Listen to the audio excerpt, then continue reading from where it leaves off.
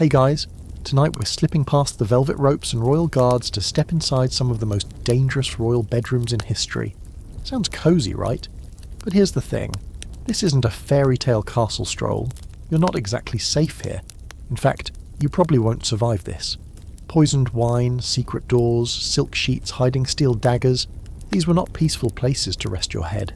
So, before you get comfortable, take a moment to like the video and subscribe, but only if you genuinely enjoy what I do here, and drop a comment telling me where you're watching from and what time it is in your part of the world. Now dim the lights, maybe turn on a fan for that soft background hum, and let's ease into tonight's journey together.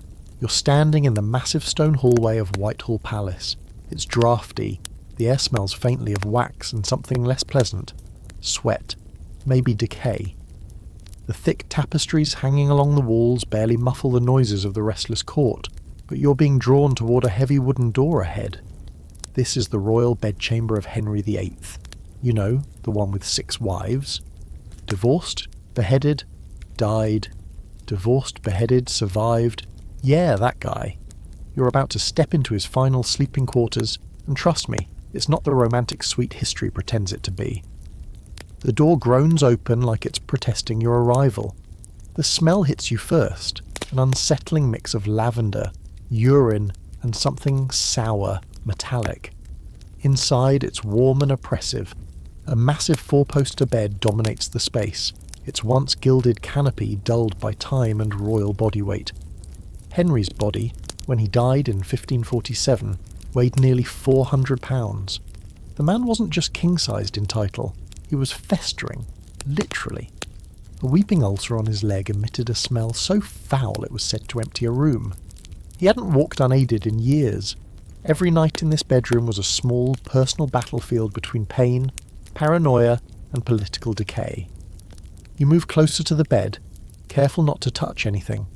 It's said he often slept with weapons nearby. Daggers, a short sword, maybe even a pistol within reach. Paranoia will do that to you, especially when you've executed friends, wives, advisors. Pretty much anyone who dared to side-eye your crown. This room had a trapdoor in the ceiling, cleverly disguised in the intricate panelling. Supposedly it allowed a servant or bodyguard to peer down and watch over the king as he slept. A royal nightlight made of live human paranoia. Sweet dreams. This was a bedroom where even whispers were dangerous. Henry's final days were wrapped in silence and denial. No one dared speak of death. The few physicians allowed in had to pretend he was improving. Just a minor infection, they might have said, while his leg rotted underneath the sheets.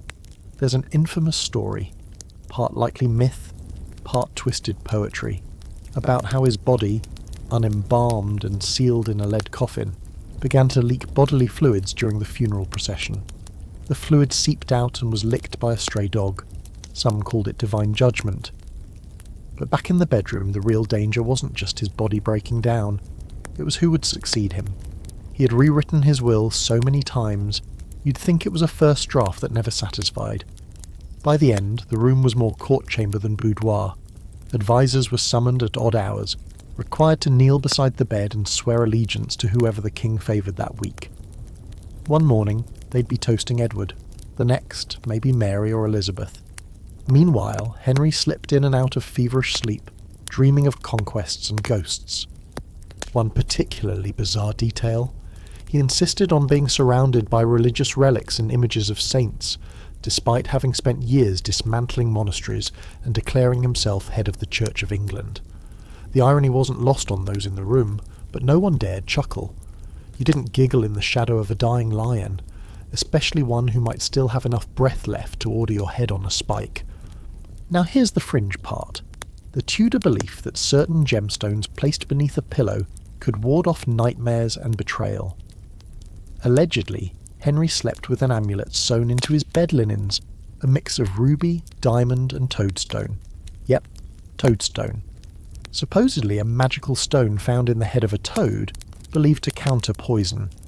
Totally fake, of course, but a very on-brand blend of desperation and superstition. Historians still argue about what truly killed him.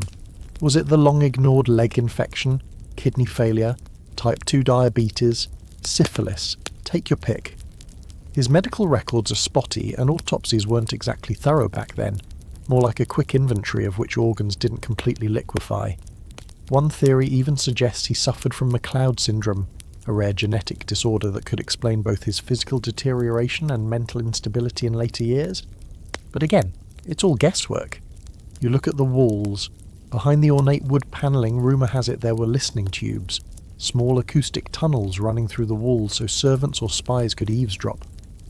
These weren't rare in Tudor palaces, where information was as valuable as gold. Imagine whispering sweet nothings to your queen, only to find them quoted by an enemy in court the next morning. You take one last look at the bed. The sheets have been changed, obviously, centuries of dust swept away, but the weight of it all, the decay, the betrayal, the slow slide into madness, still clings to the air like damp wool. If walls could talk, these would scream. Outside, the hallway feels oddly colder than before, like the room itself was hoarding warmth, or maybe something worse. As you walk away, you realise the danger wasn't just in being near Henry. It was in the way power warped everything around him, especially the place meant for rest. You leave behind the stale, suffocating air of Henry's last bedchamber, but the heaviness doesn't lift. Not really. And now, you're crossing the Channel, stepping into the velvet-draped corridors of 16th century France. Welcome to the royal apartments of Catherine de Medici, the original Dark Queen of French politics. If there's one bedroom in history that whispers do not touch, it's this one. It smells of burning incense, dried herbs, and old, locked secrets. And in the centre of it all, a carved black bed that looks more like a sarcophagus than a place to sleep. Catherine's bedroom was a theatre of paranoia. She wasn't just a queen consort, she was a widow, a regent, and a political puppeteer pulling the strings of 3 different kings who just happened to be her sons. Not exactly the kind of lady who went to bed early with a book and a cup of warm milk. She slept with one eye open, literally. Her chambers were designed with escape routes, false doors, and rumour has it, a poison cabinet. That's right. An actual secret compartment built into the wall behind a hanging tapestry, filled with carefully labelled bottles and powders, hemlock, belladonna, arsenic. Just your standard nighttime skincare routine for surviving 16th century court life. The walls are dark, so dark that candlelight barely glimmers off the velvet and gold trim. Above the fireplace hangs a disturbing painting, a young child surrounded by writhing snakes. Symbolic? Maybe. But in Catherine's case, nothing was ever just symbolic. This was a woman who kept astrologers on retainer. Her favourite, Cosimo Ruggieri, supposedly predicted the exact time of her death, and was often spotted wandering her bedroom after midnight. A few unlucky courtiers claim they saw him drawing pentagrams in chalk on the stone floors when he thought no one was watching. You suddenly become very aware of your footsteps echoing in this place. And let's talk about the bed itself. Made from ebony and lined with crimson damask, it's less royal comfort and more blood-soaked altar. One story claims Catherine had mirrors embedded into the bed frame so she could watch anyone approaching from any angle, even while lying down. Think of it like a Renaissance version of a security camera, only way creepier. Another story, even more chilling, claims she conducted seances right here, whispering to the dead for political advice. Whether that's true or not is up for debate, but the Queen's obsession with necromancy and omens was very real. She'd even delay decisions until the stars aligned, or until Ruggieri said it was safe. Quirky detail for you. Catherine reportedly wore mourning black for over 30 years after her husband, King Henry II, died in a jousting accident. That's decades of silk and sorrow. Even her bedroom decor followed suit. Black drapes, black sheets, and candles snuffed out with raven feathers. Superstitious much? Absolutely. But maybe justified, considering how many plots brewed within these walls. Catherine wasn't just surrounded by enemies, she practically collected them, and many of them ended up dead in ways that were suspiciously tidy. Now, the most famous tale linked to her bedchamber, the infamous St. Bartholomew's Day massacre. Legend says the order to slaughter thousands of French Protestants was whispered in this very room. Some say she made the call while sitting upright in bed, rosary in one hand, a goblet of wine in the other. That's a bedtime routine that doesn't show up in Better Homes and Gardens. Historians still argue over just how responsible she was. Was Catherine a puppet master orchestrating bloodshed from under embroidered covers? Or was she a desperate woman trying to hold together a crumbling kingdom while her sons played at being kings? Some scholars claim she was more reactive than ruthless, forced to make impossible choices.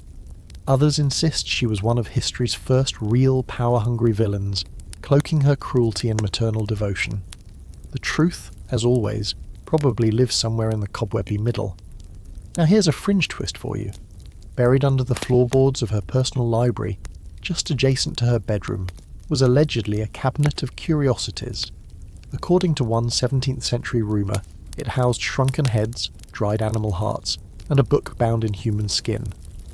There's no proof it existed, of course, but the myth clung to her name like the scent of wormwood.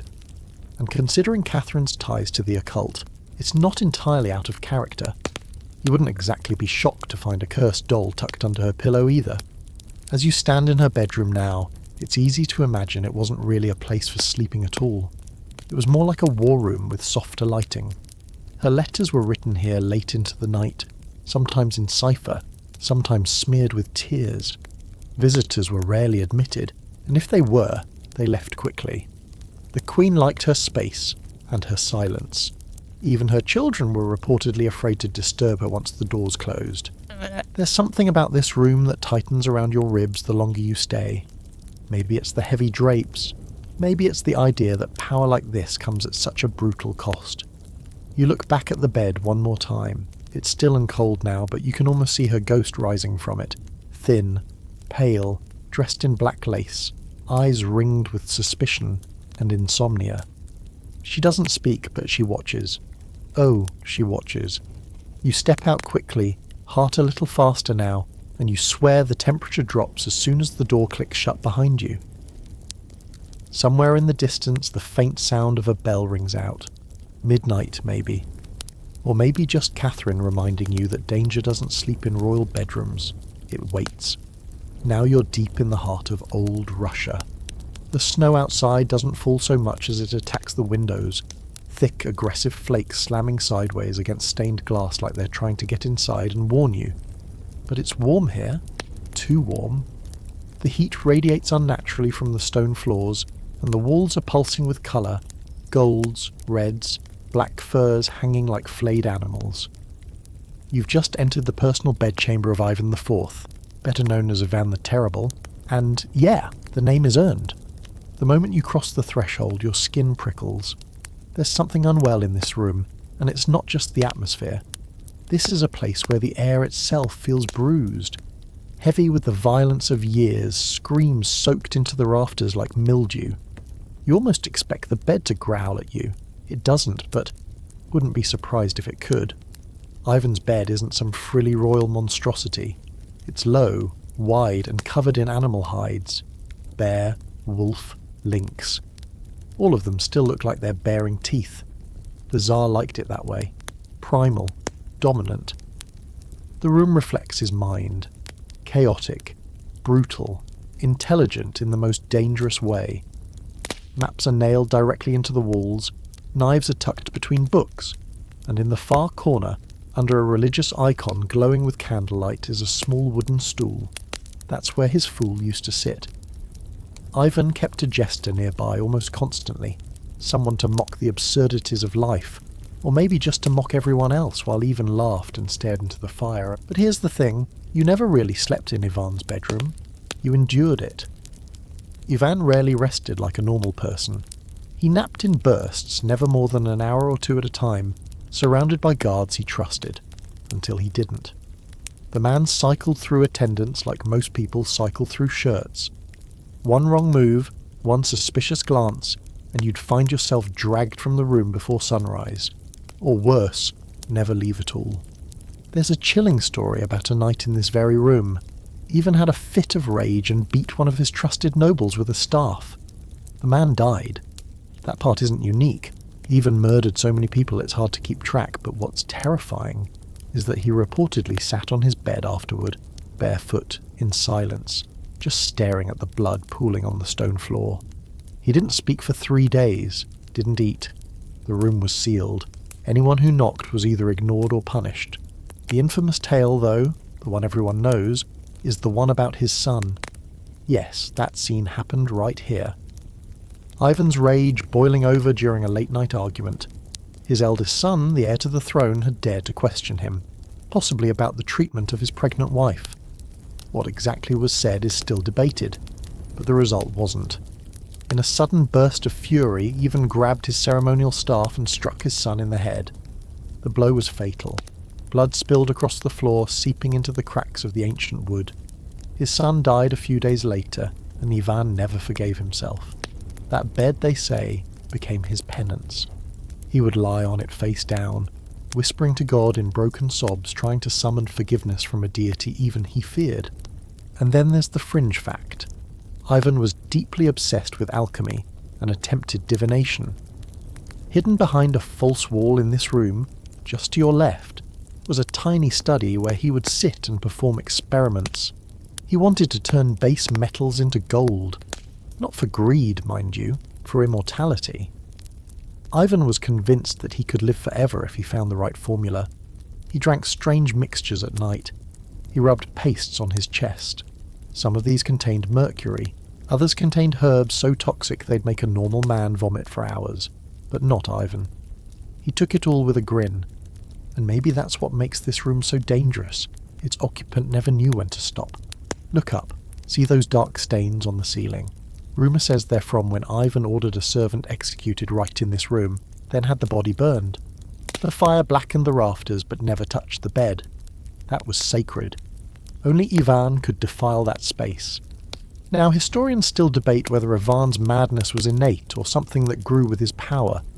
Some point to a violent childhood. Orphans raised in constant fear often grow twisted.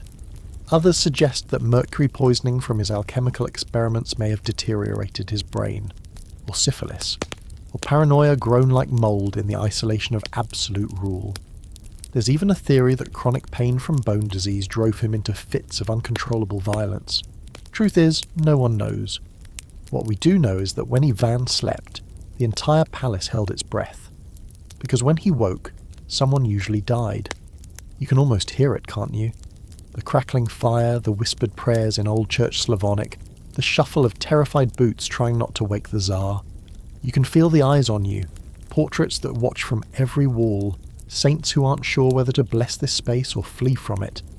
You step back slowly, careful not to scuff the floor, and you notice something strange. The air in here doesn't feel still. It's too alive, like the room is breathing around you. You glance back at the bed, half expecting the furs to rise and fall with an invisible body, but it's still, for now. Out in the hallway, you inhale the cold, sharp air like it's the first clean breath you've taken in hours, and you realise something. Ivan the Terrible didn't just die in this palace, he infected it, and his bedroom. It was the beating heart of a very disturbed empire. Your next stop should feel like a reprieve, right? Versailles, the sparkling jewel of French opulence. Gilded mirrors, powdered wigs, fountains that seem to sing.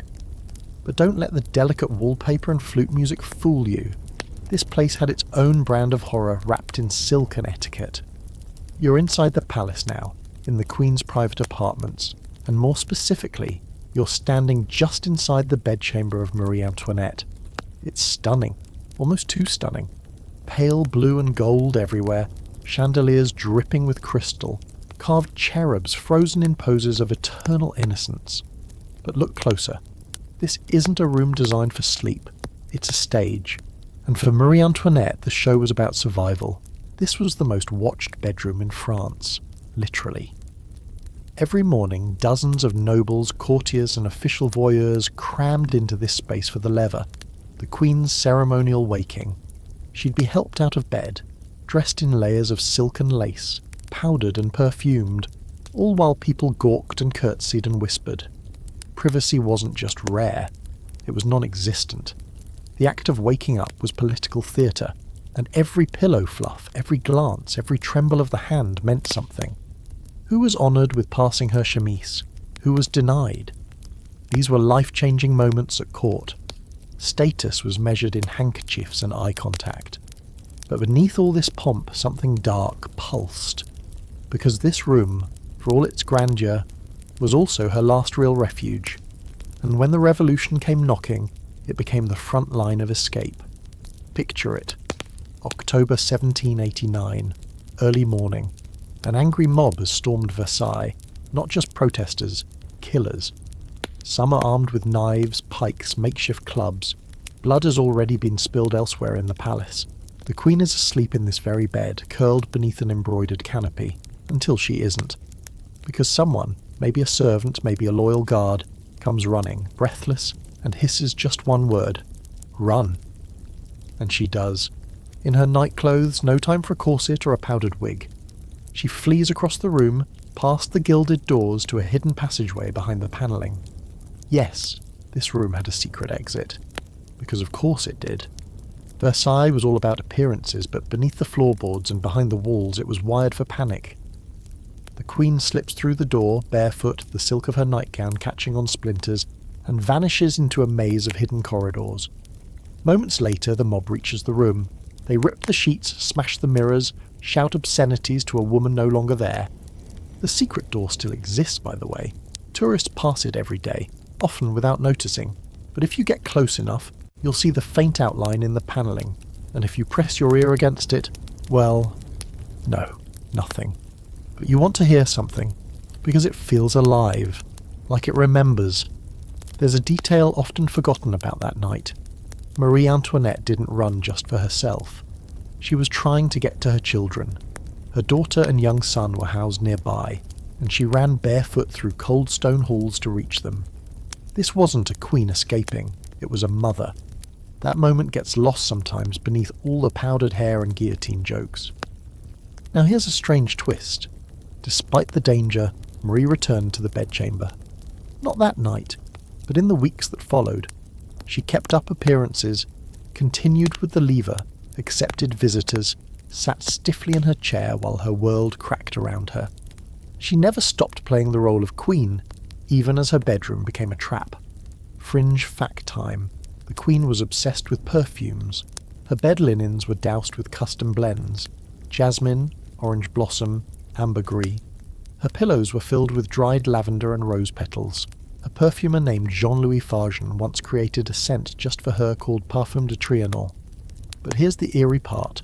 Some of the same ingredients she loved, like bitter almond and tonka bean, share chemical compounds with cyanide.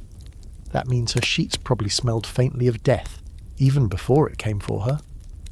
Now, of course, historians have argued endlessly about Marie Antoinette. Was she out of touch? Yes. But was she heartless? That's murkier. The image of her as a selfish hedonist, let them eat cake and all, was partly propaganda. Most scholars agree she never actually said that phrase, and much of the rage directed at her was rooted in misogyny, xenophobia, she was Austrian, remember, and centuries of pent-up fury at royal excess. Was she innocent? No. But was she the monster? Probably not. Just another woman handed a crown and expected to navigate a world built to devour her. The room changed after she was taken to Paris. Her bed was stripped, her belongings removed. But people claimed it didn't feel empty. Guards stationed nearby said they heard sobbing through the walls at night. Others said the room stayed unnaturally cold no matter how many fires were lit. Superstition, maybe. Or maybe rooms remember trauma in ways we don't understand. You take a few steps closer to the bed now, reconstructed as it once was.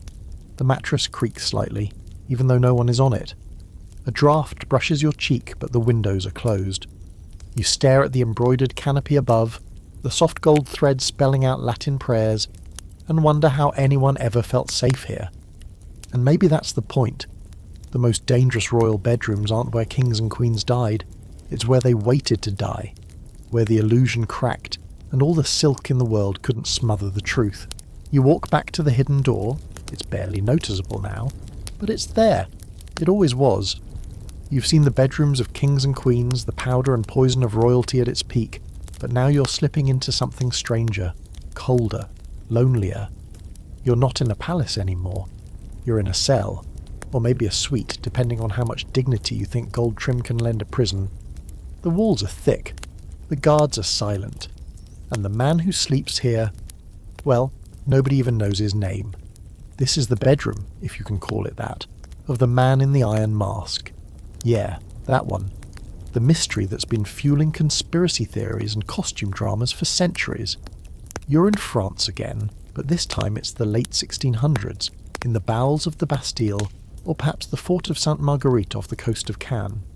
No one's entirely sure which of his many prison rooms was real or myth, so tonight you're in the imagined composite of them all. Part dungeon, part gilded cage, all haunted. The room is quiet. Too quiet. The kind of quiet that makes your ears ring. There's a bed in the corner. Simple, tightly made, the sheets clean but stiff. Against one wall sits a desk, barely touched. A book of psalms lies open, forever at the same page. You can't tell if it's for comfort or punishment. A single candle flickers, barely denting the darkness. The walls, if you could see behind the plaster, are reinforced with extra layers. Why? Because the occupant wasn't just a prisoner, he was a secret, a state secret. One that couldn't be allowed to leak, not even through a whisper in sleep. Now here's what we know. There really was a masked prisoner, arrested sometime in the 1660s under the orders of Louis XIV. His identity was so protected that even the guards weren't allowed to see his face. Some said he wore a mask made of black velvet. Others swore it was iron. Either way, it never came off, not even when he slept. Imagine that. Living in a room like this, day after day, year after year, and never seeing your own face again. Who was he? That's the million-franc question. Some say he was a valet who knew too much. Others claim he was an illegitimate brother of the king, maybe even a twin. One theory suggests he was a disgraced noble who dared challenge the monarchy. Yet another says he was a cleric who'd heard a damning confession. Whoever he was, he wasn't allowed a name. His bed was changed by silent hands. His food was delivered without words.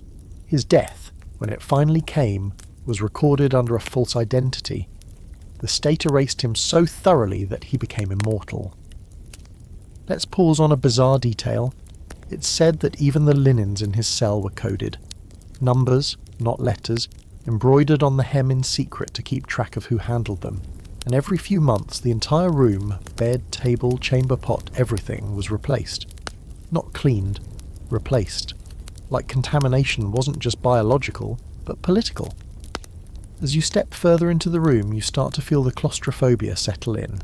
Not just from the tight space, but from the watching. Because this man was watched constantly. At least 2 guards posted at all times, often with orders to kill him rather than let him escape. Which makes sense. If you're important enough to bury behind a mask for decades, you're too dangerous to leave alive. But here's where things get deeply weird. There are accounts, scattered and always second-hand, that claim this prisoner was treated with strange respect. His meals were fine, his furniture was decent, not lavish, but better than you'd expect for a man no one could acknowledge. Some guards wrote years later that he was educated, calm, even polite. He never attempted escape, never lashed out. He was obedient, but sad. Deeply, profoundly sad. The kind of sadness that seeps into your bones and turns your sleep into a long, slow suffocation. There's even one unconfirmed story, fringe as they come, that the prisoner was allowed books, and that he left behind writings. Poetry, letters, essays written in a hand too refined for a common criminal. These documents, if they ever existed, vanished into the royal archives. Or maybe they burned in the revolution. Either way, silence won again. Now scholars still go at each other over this one. Was he really important, or just a man whose mystery grew bigger than his life? Some think he was a minor bureaucrat caught up in a web of court politics. Others swear he had royal blood, and that his very existence was a threat to Louis XIV's divine right to rule. The theory that he was the king's twin, raised in secret, imprisoned to protect the throne, is pure tabloid fodder, and yet it lingers. Why? Because the alternative, that a man could be erased so completely without cause, is even more terrifying. You walk over to the bed. It's neatly made, sure, but clinical. a place where nothing changes. You imagine lying down here, wearing a mask that never leaves your face, hearing the creak of boots outside your door at all hours, knowing that no one will ever call you by your name again, if you had one. The candle gutters suddenly, as if reacting to your thoughts, or maybe to his. You turn to leave, and as you reach the door you spot something odd scratched into the underside of the bed frame. A date, 1687. Just that. No initials, no words, just time, frozen in wood. It hits you then. That's all he had left. Days, nights, moments. Counted by the drip of wax, the creak of a floorboard, the sound of your own breath echoing in a room where you're alive but already buried. As you step out into the corridor, the door clicks shut with too much finality, and the silence behind it. It's not empty, it's waiting. That bedroom was never just a prison. It was a mausoleum built for a man who, in life, was deemed too dangerous to exist. You're not on the ground floor anymore. You've ascended marble staircases so polished they reflect candlelight like water, past guards who bow low but don't make eye contact. Now, you're walking softly through the corridors of the Hotel Beau Rivage in Geneva, Switzerland, 1898. This isn't a royal palace. It's quieter, more modest, but no less deadly. You're here in the final room of Empress Elizabeth of Austria. Sisi, as she was nicknamed. If Catherine de Medici was the chess master and Marie Antoinette the tragic ingénue, Sisi was the ghost long before she died. The door shuts behind you with a sound too soft for what's about to unfold. This bedroom is tastefully elegant, the kind of quiet wealth that doesn't flaunt itself. Embroidered curtains, a walnut writing desk, delicate lace framing the bed. There's a silk dressing gown hanging neatly over a chair, and for a moment you might think she's just stepped out for tea. But the bed is cold, and the danger has already been here. Sisi didn't die in this bed, but she should have. She meant to. That's why this room matters. It was her sanctuary, her last chance to sleep without fear. And yet, her fear came with her, tucked between the layers of her tightly corseted dresses. She had travelled incognito, using a false name, Countess of Hohenems, hoping anonymity might buy her safety. Because Sisi, despite her fame and beauty, was a woman hunted by history. She never wanted the throne. She married Emperor Franz Joseph of Austria at 16, chosen more for her charm than her political skill. The life that followed was a trap wrapped in lace. Endless ceremonies, crushing protocol, and personal tragedy after personal tragedy. Her children died young, her son Rudolph in an infamous suicide pact. After that she unravelled, became obsessed with walking, miles each day, always moving, and with her figure. She weighed herself constantly, laced her waist to unnatural proportions and ate almost nothing. But mostly she ran. From court, from grief, from identity. Now, in this Geneva hotel room, the air feels paused, like the entire room is holding its breath. Sisi had checked in the day before with her lady-in-waiting. She'd slept here, her windows open to the lake breeze, unaware that an Italian anarchist named Luigi Lucchini was already in the city, looking for any royal to kill. He had wanted the Duke of Orleans, but missed him. Sisi, it turned out, was a consolation prize. And here's the twist. The Empress's bedroom may have been safe, but it was outside, just outside, where everything went wrong. On the morning of her death, she left this room wearing black, a high-necked dress, parasol in hand. Her hair was hidden under a veil. Lucchini waited near the promenade, pretending to tie his shoe. When she passed, he lunged. No gun, no sword, just a sharpened file, like a long, thin needle. He stabbed her directly in the chest, piercing her heart. She didn't fall, not right away. In fact, she stood up, walked back to her boat, even laughed. Told her lady-in-waiting she was fine. It wasn't until they were halfway across the lake that she collapsed. Back in the boat cabin, they opened her bodice to find blood and a tiny fatal wound. The corset, ironically, had kept her upright, compressed the bleeding just long enough for the illusion of life to continue. This room, her bedroom, became a mausoleum the moment the news broke. Staff lowered their voices. The bed was stripped. Mirrors were covered in cloth. And here's where the fringe details roll in.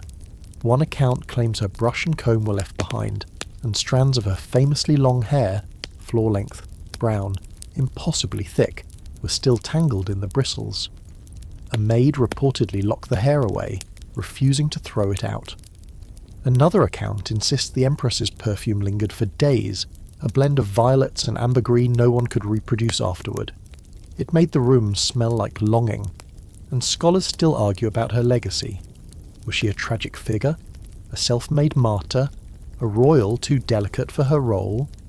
Some call her a feminist icon before her time, a woman who rejected court life, embraced independence, and lived defiantly out of step with her crown. Others see her as selfish, detached, wandering the world while Austria crumbled beneath politics she ignored. Either way, what she became was legend. The woman who never stopped running, finally caught. You glance toward the bed now. It's made neatly, yes, but untouched. Cold. If she ever lay here, she did so lightly, like someone sleeping on top of the covers, ready to flee. The windows look out over the lake, the same water that glistened that morning as her boat pulled away. That's the cruel irony. This bedroom was the first real rest she might have had in years. But she never made it back. One last fringe note. After her death, the Emperor ordered all images of her in old age destroyed. He wanted the world to remember her only as the young beauty, not the grieving spectre she had become. So what's left are fragments, paintings, daguerreotypes, and this room, which feels more like a museum than a memory. As you step outside, the hallway feels strangely normal. Footsteps echo. Someone laughs faintly from another suite, but you know better. That bedroom is a silent scream, the place where Cece's restless escape met the one thing faster than her grief. History's blade, sharp and quiet. From cold corridors in Geneva, you now find yourself bathed in candlelight and thick velvet, a room soaked in the scent of spiced wine, damp wood, and too many secrets. You're standing in the Restoration-era bedroom of Charles II of England, a monarch as famous for his mistresses as for his magnificent hair. And yeah, there were a lot of both. This is a man who ruled in the wake of civil war and regicide. His father, Charles I, literally lost his head, and somehow turned royal chaos into one long, slightly drunk after-party. But don't be fooled. This room may look like velvet dreams and lace-trimmed indulgence, but beneath the silk sheets, spies, scandal, and a monarch always one step from exile, or assassination. Let's get the aesthetic straight. The bedroom is grand but cluttered, smelling of beeswax polish and rosewater. The bed is massive, practically a continent, with carved posts so ornate they look like they're melting into cherub faces. There's a writing desk buried in correspondence, most of it sealed with wax in different colours, red for state, black for personal, blue for... well, you don't want to know. Every inch of this room is layered in history and gossip. You can practically hear the whisper of corsets unlacing, and the click of heeled shoes vanishing behind a hidden panel. Because yes, this bedroom had hidden passages, several, some leading to other rooms, others to nowhere, as if designed just to confuse any poor soul trying to track who came in or out. It wasn't just for romantic rendezvous, though there were plenty of those. Charles II's bedroom was a command centre for Restoration politics. Every kiss, every soft confession, was a chess move in the larger Game of Thrones, and Charles played it with a smirk that never reached his eyes. Now here's something strange. He rarely slept alone, but not just in the way you're thinking. Of course, there were women, Nell Gwyn, Barbara Palmer, Louise de Querouaille. The list is a soft scandal all its own. But there were also guards just beyond the walls, doctors who crept in after midnight to check his pulse, and secretaries who delivered news too dangerous to write down. Sometimes Charles would be woken in the middle of the night to sign off on pardons, or executions. The candle by his bed was never allowed to go out. There's a story, half political lore, half salacious tabloid, that one night Charles awoke to find a servant rifling through his personal papers near the bed. He didn't shout, didn't move, just watched. When the man turned and saw the king awake, he dropped to his knees, babbling apologies. Charles calmly told him to leave. The next morning the man was arrested, and by evening he'd disappeared. No trial, no explanation, just gone. The bedroom was quiet again. Fringe detail incoming. Charles was obsessed with astrology. He kept a personal astrologer who claimed to read the stars from a chart pinned just above the headboard of his bed. The king would sometimes lie awake, staring at the ceiling, asking if Mercury in retrograde meant his mistress was lying to him. The astrologer, paid handsomely, always said yes. Smart guy. But here's where the room gets dangerous. You see, Charles II wasn't supposed to be here at all. After his father's execution in 1649, England had become a republic under Oliver Cromwell. Charles fled, exiled across Europe, sleeping in borrowed castles, draughty inns, even disguised himself as a servant to avoid capture. The man had once spent a night hiding in an oak tree to escape Cromwell's troops, so when he returned to England and reclaimed the throne in 1660, this bedroom wasn't just a bed. It was a throne with sheets, and everyone wanted access to it. Visitors who entered this room could rise or fall by the next morning. Charles used the intimacy of the space to his advantage, inviting lords and ladies into his inner sanctum, offering trust by candlelight and withdrawing it by sunrise. One wrong whisper, one misread gesture, and you could find yourself out of favour, out of court, or out of the country. That's the real danger here. Not poison or swords, but politics. Charles was charming, but never naive. He knew every gesture in this bedroom had consequences, and he rarely forgot anything, especially betrayal. There's still debate among historians about how deeply Charles was entangled with foreign powers. His alliance with France's Louis XIV is one of the murkier chapters. Some say Charles sold out English interests to secure funds from the French king. Others argue he was simply playing both sides, keeping France close while distracting Parliament. What we do know is that some of the most pivotal meetings in that political game took place right here, in this bedroom. Sometimes at night, sometimes still in his dressing gown, with papers laid out across the bedspread and a goblet of wine in hand. And now, the weirdest part, after Charles died in 1685, suddenly, painfully, likely from kidney failure, his bedroom became something of a shrine. Visitors reported an overwhelming scent of roses and decay. Several claimed to hear low voices at night, even footsteps, though the room was sealed. One particularly bold servant swore that the bed pulled inward slightly, as if someone invisible had just sat down. He quit the next day. You walk over to the edge of the bed now. There's an old indentation there, faint but unmistakable. A place where someone sat, night after night, making decisions that changed the kingdom. A space worn down by laughter, lies, and the weight of a crown heavy enough to crush, even under velvet sheets. Outside this room, the Restoration still plays on, loyalists and rebels, poets and spies. But in here, everything is softer, slower, and infinitely more dangerous. Because when a king sleeps with enemies on both sides, the real war doesn't happen on battlefields. It happens in the dark, in whispered deals, in the stillness between dreams and execution. The temperature drops again, not dramatically, but enough to make your skin tighten.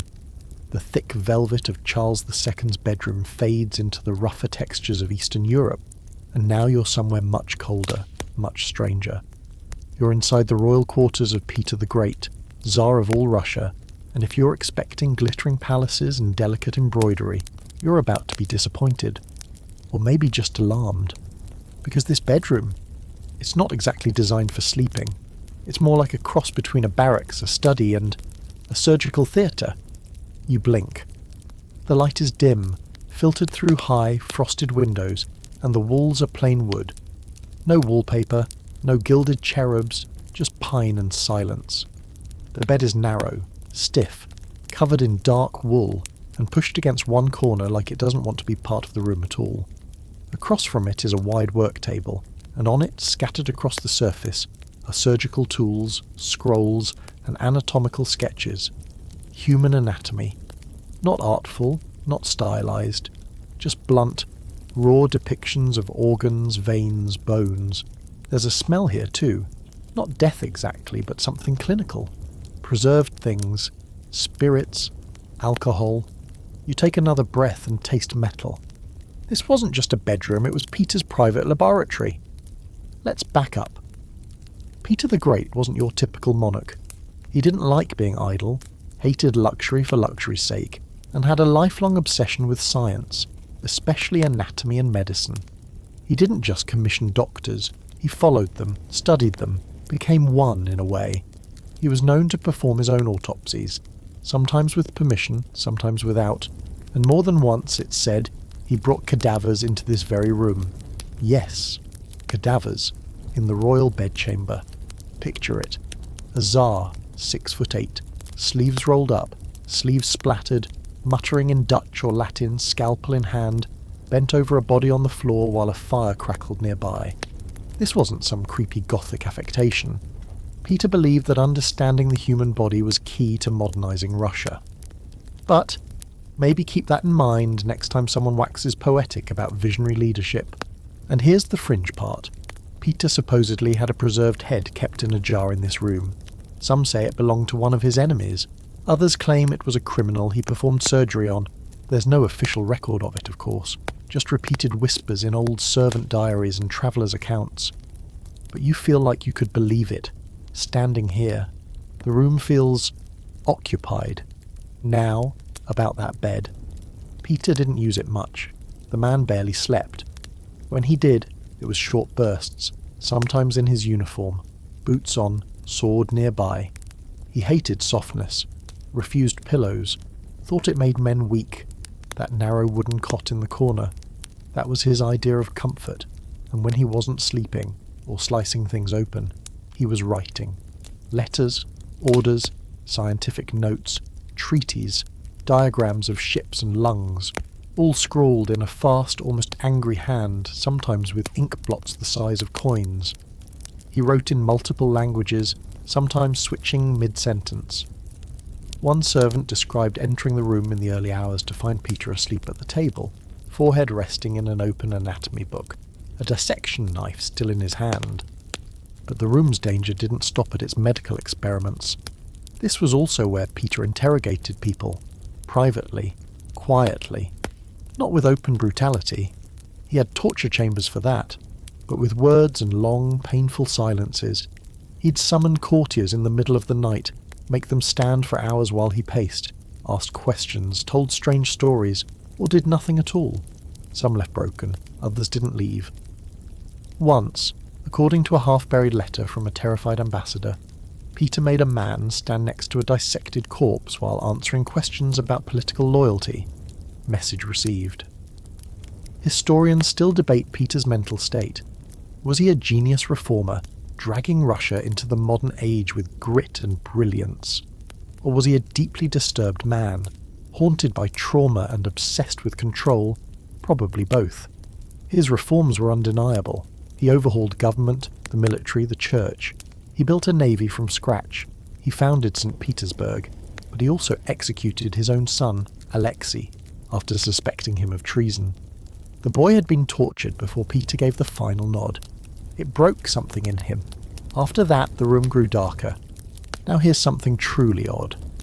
Peter kept a cabinet of curiosities just beyond his bedroom, filled with malformed fetuses in jars, skeletons of conjoined twins, animal hybrids preserved in alcohol.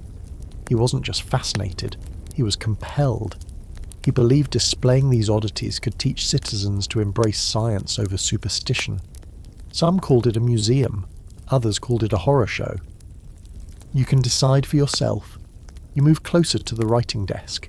There are scratches in the wood, not initials, but long, uneven gouges, as if someone dragged a blade across it again and again.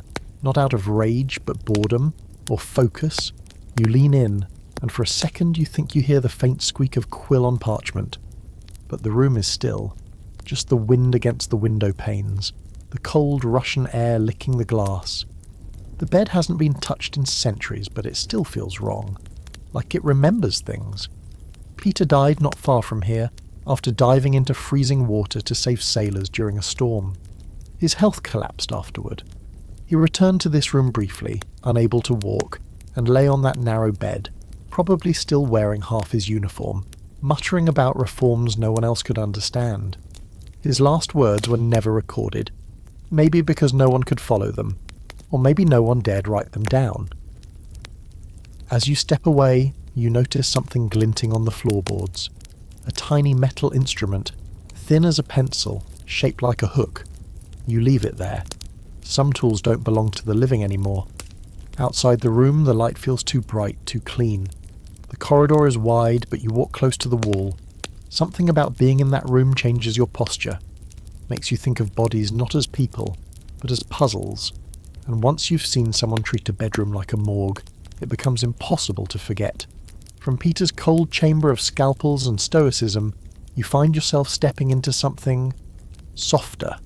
Not safer, definitely not safer, but cloaked in a different kind of danger. Subtle, seductive. This next bedroom doesn't belong to a monarch defined by violence or power, but by enigma. You're now standing in the royal quarters of Queen Christina of Sweden. And if you've never heard of her, well, prepare yourself. Because this bedroom, it doesn't play by the rules, neither did she. First impressions. It's smaller than the others you've seen, more intimate, but no less intentional. The walls are panelled in dark walnut, the furniture clean-lined and almost masculine in style. There are books everywhere, on the desk, the nightstand, stacked neatly on the floor, volumes of philosophy, theology, astronomy. A soft fire flickers in the hearth, casting dancing shadows on an oil painting of Alexander the Great above the bed, and the bed itself, wide, low, covered in sheets of simple linen, no frills, no lace, no performance, which is surprising given the rumours this room has hosted. Christina ruled Sweden in the mid-1600s, but barely. She was crowned at 18, but abdicated at 28, ditching her throne, her country and her religion in one swift, unapologetic swoop. No one saw it coming, especially not the men who thought they were guiding her. She wasn't just unorthodox, she was an open flame in a world made of parchment and gunpowder.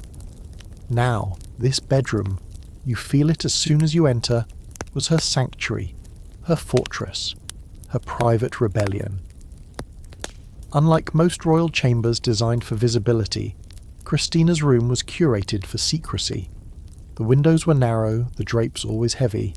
She preferred candlelight even during the day. Servants noted she'd often pull the curtains shut, light only a few flames, and write for hours without moving. What she was writing, no one knew. Much of it was destroyed or locked away after her death. One thing she did leave behind: letters. Dozens of them. Some of the most personal were written to a woman named Ebba Spara, her lady-in-waiting and, most believe, her lover. The letters were passionate, lyrical, and unmistakably intimate. "I embrace you 1,000 times," she wrote. "I kiss you even more." And Ebba stayed in this room, often, sometimes sleeping beside Christina, sometimes in her own room just adjacent, which was not how things were supposed to be in the royal court. Fringe fact, Christina was known to dress in men's clothing, openly, frequently, and with zero concern for public opinion. Not just trousers and boots, but fencing gear, military coats, the full aesthetic. And she didn't stop when she abdicated. Even in Rome, years later, she strode through the Vatican like she owned it, dressed like a swashbuckling philosopher king, confounding and irritating nearly everyone around her. Back in this bedroom, the mood was different from her public performances. This is where the vulnerability lived. She reportedly slept with a dagger under her pillow, not because she feared assassination, but because she feared capture. Christina's politics weren't always neat. She was connected to multiple assassination plots, engaged in bizarre power plays with both Catholic and Protestant leaders, and refused to marry despite constant pressure. No heir, no husband, no compromise. You walk to her desk now. The wood is scratched from use, the ink stains dark and permanent. She was left-handed, which in the 17th century was considered suspect, sinister even. She leaned into it, did everything backward, from how she read to how she placed her sword. She once joked that if she'd been born a man, the world would have worshipped her. Probably true. One of the stranger episodes tied to this room, the night she announced she would renounce the crown, She didn't do it from a throne or council chamber, but here, barefoot, in a robe, surrounded by a few shocked advisors, she calmly told them she was done. Done pretending, done performing, done with cold Swedish politics. She wanted freedom, Rome, art, debate. She left the country not long after, converting to Catholicism and becoming one of the few women in Europe allowed to move freely through both spiritual and royal circles.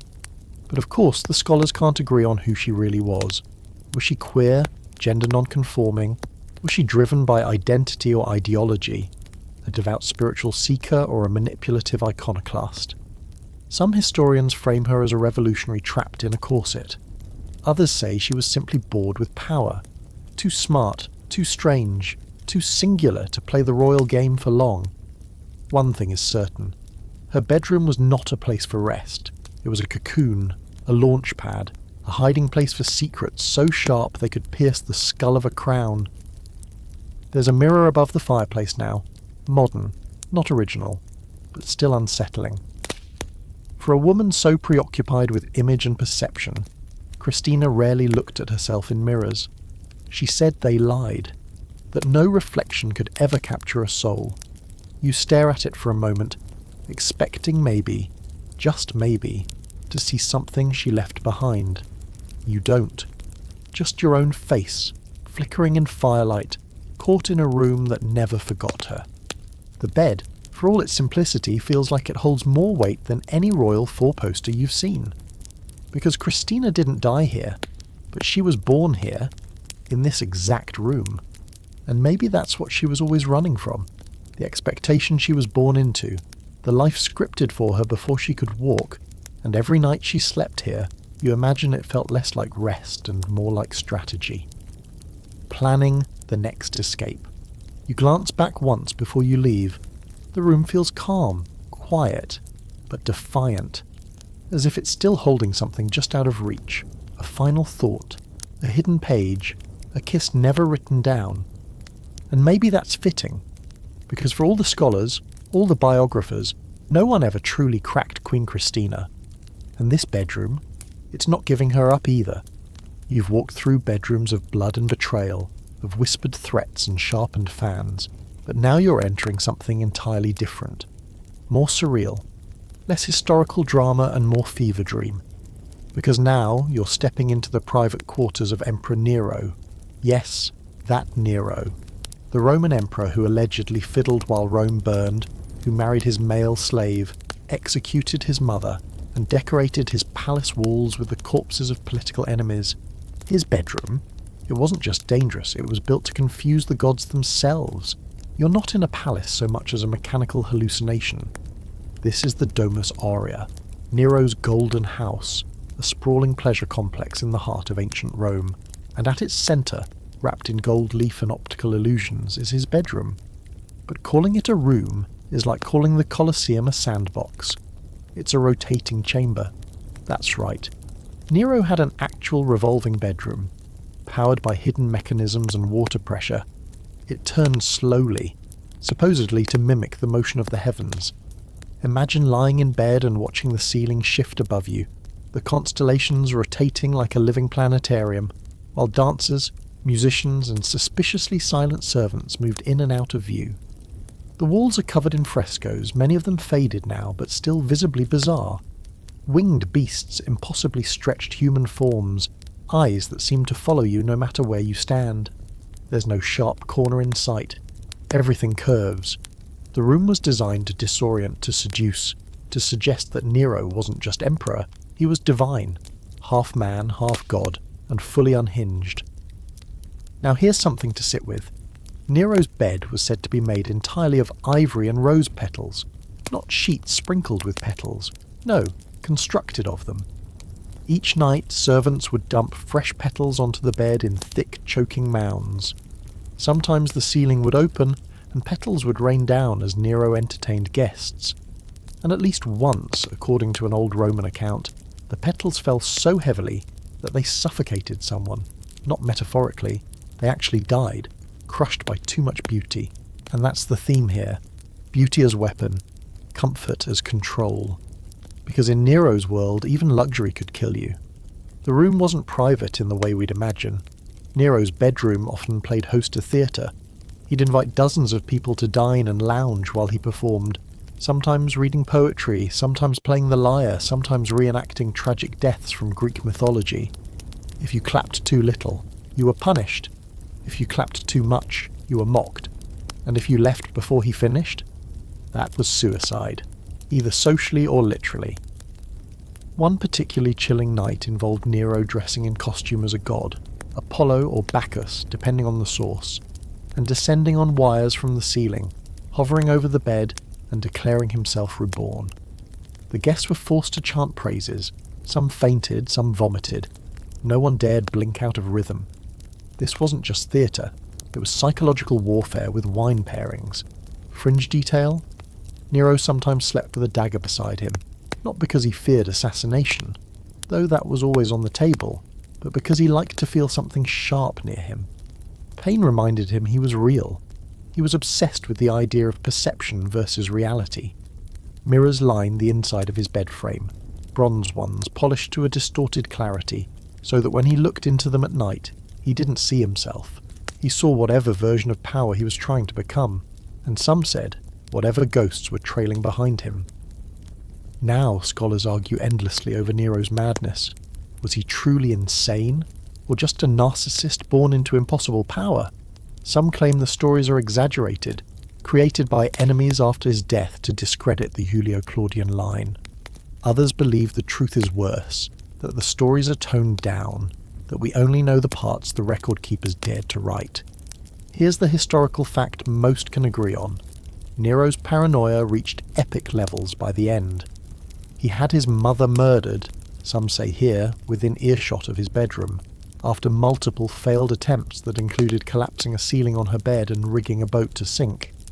When those didn't work, he resorted to the classic stab her repeatedly and pretend to grieve technique. After that, the bedroom's design grew even more bizarre. Some believed he altered the room so that no shadow could fall directly on the bed, as if fearing some omen from beyond. A rotating bedroom where you were always just slightly out of the light. There's a small platform at the centre of the room, circular, like a stage or altar. This is where the bed once sat. It's gone now, long destroyed, but the platform remains. If you stand there, as you do now, and look straight up, you'll see a cracked fresco of a chariot, wheels of flame, racing across a sky that no longer exists. The plaster peels slightly, like it's trying to escape. You feel small here, even with the ceiling pressing down, and that's the point. This bedroom was designed to make everyone feel small except Nero. And yet, despite all this opulence, all this terrifying beauty, he died in panic, cornered, alone. The Senate declared him an enemy of the state. Soldiers marched toward him. He tried to flee. His final moments weren't in this golden bed, but in a dirty house on the outskirts of Rome, where he stabbed himself in the neck, assisted by a servant. His last words, "What an artist dies in me." This room outlived him, for a while, but eventually even the Domus Aurea was buried, literally. Later emperors covered it up, built over it, tried to erase it. And this room, it became a myth, a whisper. Then, centuries later, artists crawling through holes in the ruins stumbled upon it again, accidentally discovering the nightmare bedroom of the world's most infamous egomaniac. You back away from the centre, the room still turns in your mind, even though it's motionless now. No petals fall, no music plays, but the atmosphere buzzes, like it's still waiting for the curtain to rise, or fall. Because in here, in this impossible bedroom, even sleep was a performance, and the exit, never guaranteed. You'd think after Nero's spinning horror chamber and suffocating rose petals, things might calm down a little. Maybe a quiet castle, a sleepy duchy, something with a fireplace and slightly less murder. But no. Tonight, you're about to crawl into a bed tangled in velvet sheets and international conspiracy. Because now you're walking into the royal bedroom of King Edward VIII, the king who quit the throne for love, or so the fairy tale goes. But don't get too cozy. This isn't a love story. It's espionage, betrayal, and soft sheets possibly lined with fascist intent. The room you've entered is part of a villa in Lisbon, Portugal. The year is 1940. The Second World War is swallowing Europe, and Edward, now Duke of Windsor, is no longer king. Officially, he's retired. Unofficially, he's being watched, monitored, maybe even used. And this bedroom, it's where things get real strange. It's tastefully luxurious, naturally. Deep blue curtains, mahogany furniture, a four-poster bed with embroidered pillows that still carry the faint scent of French perfume. The walls are lined with framed photos. Edward in uniform, Edward on horseback, Edward smiling stiffly with Wallis Simpson, the twice-divorced American socialite he abdicated the throne for. But what you don't see are the listening devices, the double agents, the letters burned in the fireplace at 2 a.m. This bedroom was the temporary nest of a man stripped of power but not influence. Edward and Wallis had been exiled after his abdication in 1936, but now, as Europe went to war, their movements, especially in this room, were under constant scrutiny. British intelligence feared the couple's closeness to Nazi Germany. German documents later revealed Hitler saw Edward as a potential puppet monarch for a post-invasion Britain. And the bedroom? It's where those dangerous conversations may have taken place. Let's be clear. Edward had met Hitler, shook his hand. There are photographs. He and Wallis visited Germany in 1937, touring factories, smiling with high-ranking Nazis, giving that awkward half-wave that falls somewhere between royal greeting and mildly fascist. He claimed it was diplomatic. Others weren't so sure. Fringe fact? According to unconfirmed but persistent rumours, Edward kept a personal copy of Mein Kampf on his nightstand during this period. For political understanding, he said. But there's a report from a valet who swore he saw Edward reading it in bed late at night, glasses perched on his nose, murmuring as he turned the pages. Whether he agreed with it or simply found it fascinating is unclear. But the optics? Brutal. This bedroom, luxurious as it may appear, was a trap. British agents in Lisbon watched the villa constantly. Files from MI5, only declassified in the early 2000s, describe bugging rooms, intercepting messages, even possibly bribing staff to report anything the Duke said behind closed doors. One report notes how Edward would leave his bedroom curtains partially open at night, not because he was careless, but because he liked being watched. A man who had once been the centre of the world now flirting with the idea of betrayal, just to feel important again. And Wallis? Oh, she was here too. Her bedroom was next door, but they often shared this one. She decorated it, after all, and she kept a journal, one that has since disappeared. Some say it was destroyed by British agents, others say it's hidden away in a vault somewhere in France. What we do know is that she entertained guests in this room. Nazi sympathisers, foreign dignitaries, American contacts. She once reportedly hosted a cocktail party in the bed, guests sitting around in chairs while she lounged under a silk blanket, smoking a long cigarette and talking politics like it was bridge night. Now, here's the scholarly fight. How complicit were they, really? Some argue Edward and Wallis were naive, manipulated by flattery and a desire to remain relevant. Others think they were far more engaged, deliberately cozying up to Hitler in hopes of returning to power. There's no official smoking gun, no signed letter of treason, but there's smoke, a lot of it, and it's thickest right here in this room. You walk to the window, the view is beautiful. Sunset falling over the Atlantic, palm trees swaying, the faint hum of the city below. But this isn't a peaceful retreat. It's a velvet cage, a bedroom-turned surveillance hub. You imagine Edward pacing in silk pyjamas, whiskey in hand, ranting about how his brother George was a weak king. You picture Wallis sighing dramatically from the bed, already on her third drink, wondering what it would take to get back to Buckingham Palace.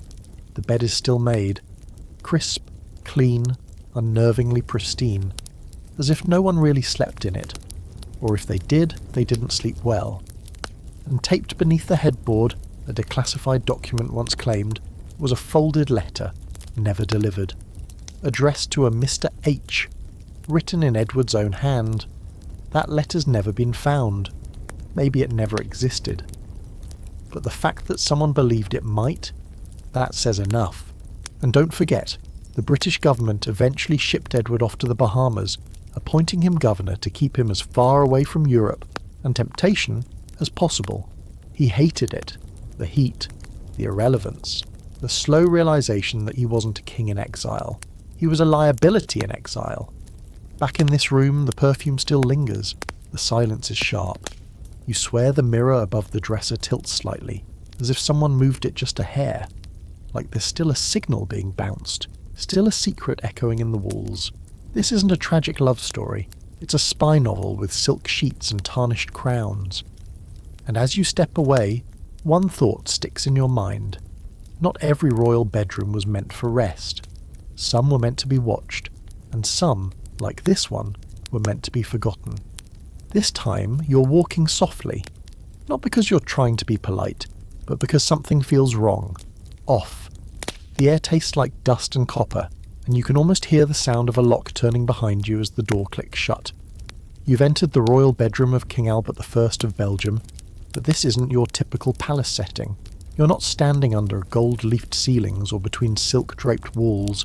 You're in a hunting lodge, remote, sparse, just wood and stone and a view of the Liège hills out the frost-bitten window.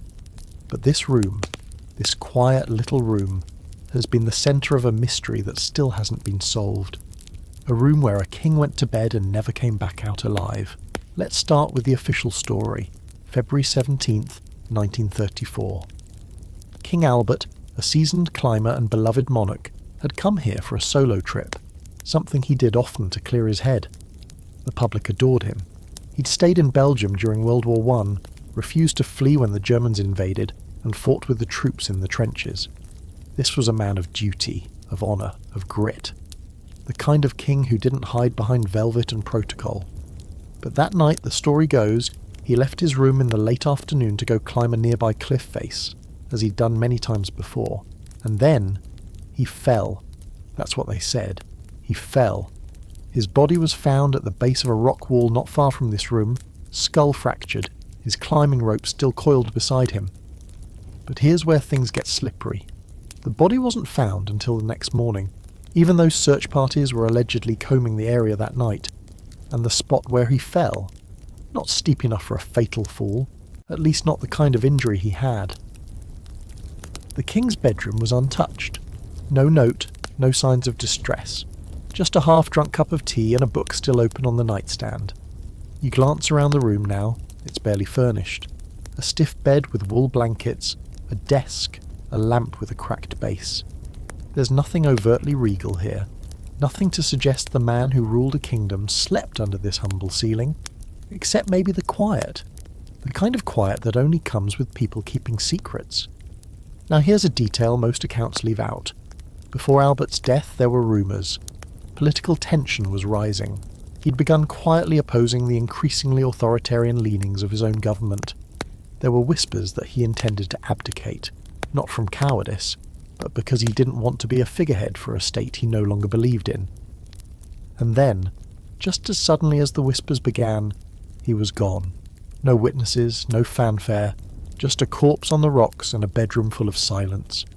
Fringe fact. When his body was recovered, some observers noted odd bruising on his neck and shoulders, not consistent with a fall. A few even said there was blood behind his ears, a possible sign of blunt force trauma. But an official autopsy was never made public. The body was transported quietly, swiftly, and buried with full honours. No questions, no answers. Then, decades later, it got weirder. In the early 1990s, a journalist and amateur historian claimed he'd obtained a piece of one of Albert's bloodied climbing gloves, retrieved from the scene and quietly preserved. DNA testing was done, unofficially, and the results were murky. It seemed to match the royal bloodline, but also suggested that Albert's body may not have been moved from the site as quickly as the records claimed. That's right. His body may have been posed, placed beneath the cliff after death to make it look like an accident. Standing in this bedroom now, it doesn't feel like a room someone left excited for a day of climbing. There's an eerie stillness. The bed is made, but the pillow has a dent, like someone lay down and never got back up. The teacup on the table has a faint lipstick smudge, which is strange considering Albert's wife, Queen Elizabeth, wasn't there that weekend. And Albert, not exactly known for wearing rouge. Scholars debate this death like it's a national sport. Some claim he was murdered by political enemies, or possibly by royalists fearing his abdication would trigger unrest. Others believe it was a tragic accident, and all the suspicious details are just the fog of memory playing tricks. But there's a third camp, smaller, quieter, a little more unnerving. They think Albert took his own life, that the weight of the throne, the pressure of legacy, and the disappointment with his government finally crushed him. That he left his bedroom that day not to climb, but to vanish, dignified, alone. And yet if that were true, where's the note, the farewell, the confession? Men like Albert don't just disappear into a quiet death without trying to explain themselves. And this room doesn't feel like the end of something. It feels paused, as though someone walked out fully intending to come back and then never did. You look at the window. The view is beautiful. Trees stripped bare by winter, rocks glazed with frost, a landscape frozen in time. But you catch your reflection in the glass, and something feels wrong. Not ghostly, just incomplete. Like the reflection doesn't match what's behind you. And then you notice the rope, coiled neatly in the corner beside the bed. It's old, frayed, and barely visible unless you're looking for it. Was this his climbing rope? The one found by his body? Or one left behind? Or was it always here, untouched, waiting? You don't touch it. Some things aren't meant to be unravelled. As you turn to leave, the floor creaks. Just once, loud in the silence, like someone else moved behind you. But no one's there. Just the dent in the pillow, the cold air, and the lingering question that haunts this room like a draft under the door. What really happened to King Albert I? And why does this bedroom still feel like it's keeping the answer? You don't step into this next room, you descend. The corridor tightens, darkens, smells like old stone and older blood. The air is heavy with incense, but not the soothing kind. It's the suffocating, smoky type burned in rooms where people pray too hard and don't get answers. You're deep in the royal quarters of late 15th century Spain now, and this bedroom isn't inside a grand palace or sparkling castle. It's hidden behind thick walls and beneath wooden beams in the fortress-like chambers of Queen Isabella of Castile. This isn't the Isabel of fairy tales. This is the woman preparing for war, for births, for death. Welcome to the bedroom of a queen who bled for her crown, sometimes literally. The first thing you notice is the bed. Massive, yes, but not inviting.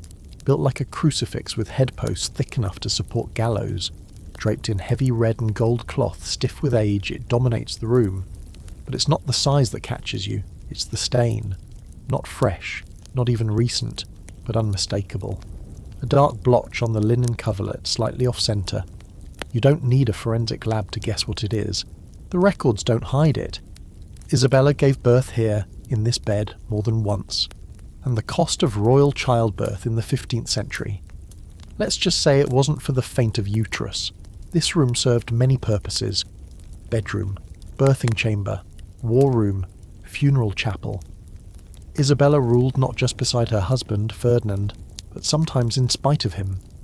This space was where she slept, suffered miscarriages, bled into the mattress, and made decisions that changed continents. Literally. One of the last letters she wrote approving Columbus's second voyage, signed right here at the edge of that desk by the window, her hands trembling, her body failing. And yet, this room was sacred to her. Not because of the luxury, it's not particularly grand, but because of the rituals. This was a queen who fasted until her doctors begged her to stop, who slept on straw mats during Lent, who demanded relics be placed under her pillow, bone fragments of saints, wood supposedly from the true cross. You glance at the small box near the bedside table. It's cracked, almost empty now, but once held a collection of holy items she refused to sleep without. Now here's your fringe detail. Queen Isabella believed in the healing power of iron. Not weapons, pure iron. She had thin iron plates sewn into her bed frame to ward off evil spirits and improve circulation. Yes, really. There's a royal physician's note referencing this odd practice, explaining that she insisted on the presence of the metal even when she travelled. The bed you're looking at has a hollow slot along the side. That's where the plates went. Protection, superstition, Or maybe just desperation. This room didn't just house childbirth, it also watched death. One of Isabella's children, her infant son Juan, died shortly after being born here. The midwives, terrified of the Queen's reaction, wrapped the body and slipped it away before she could see it.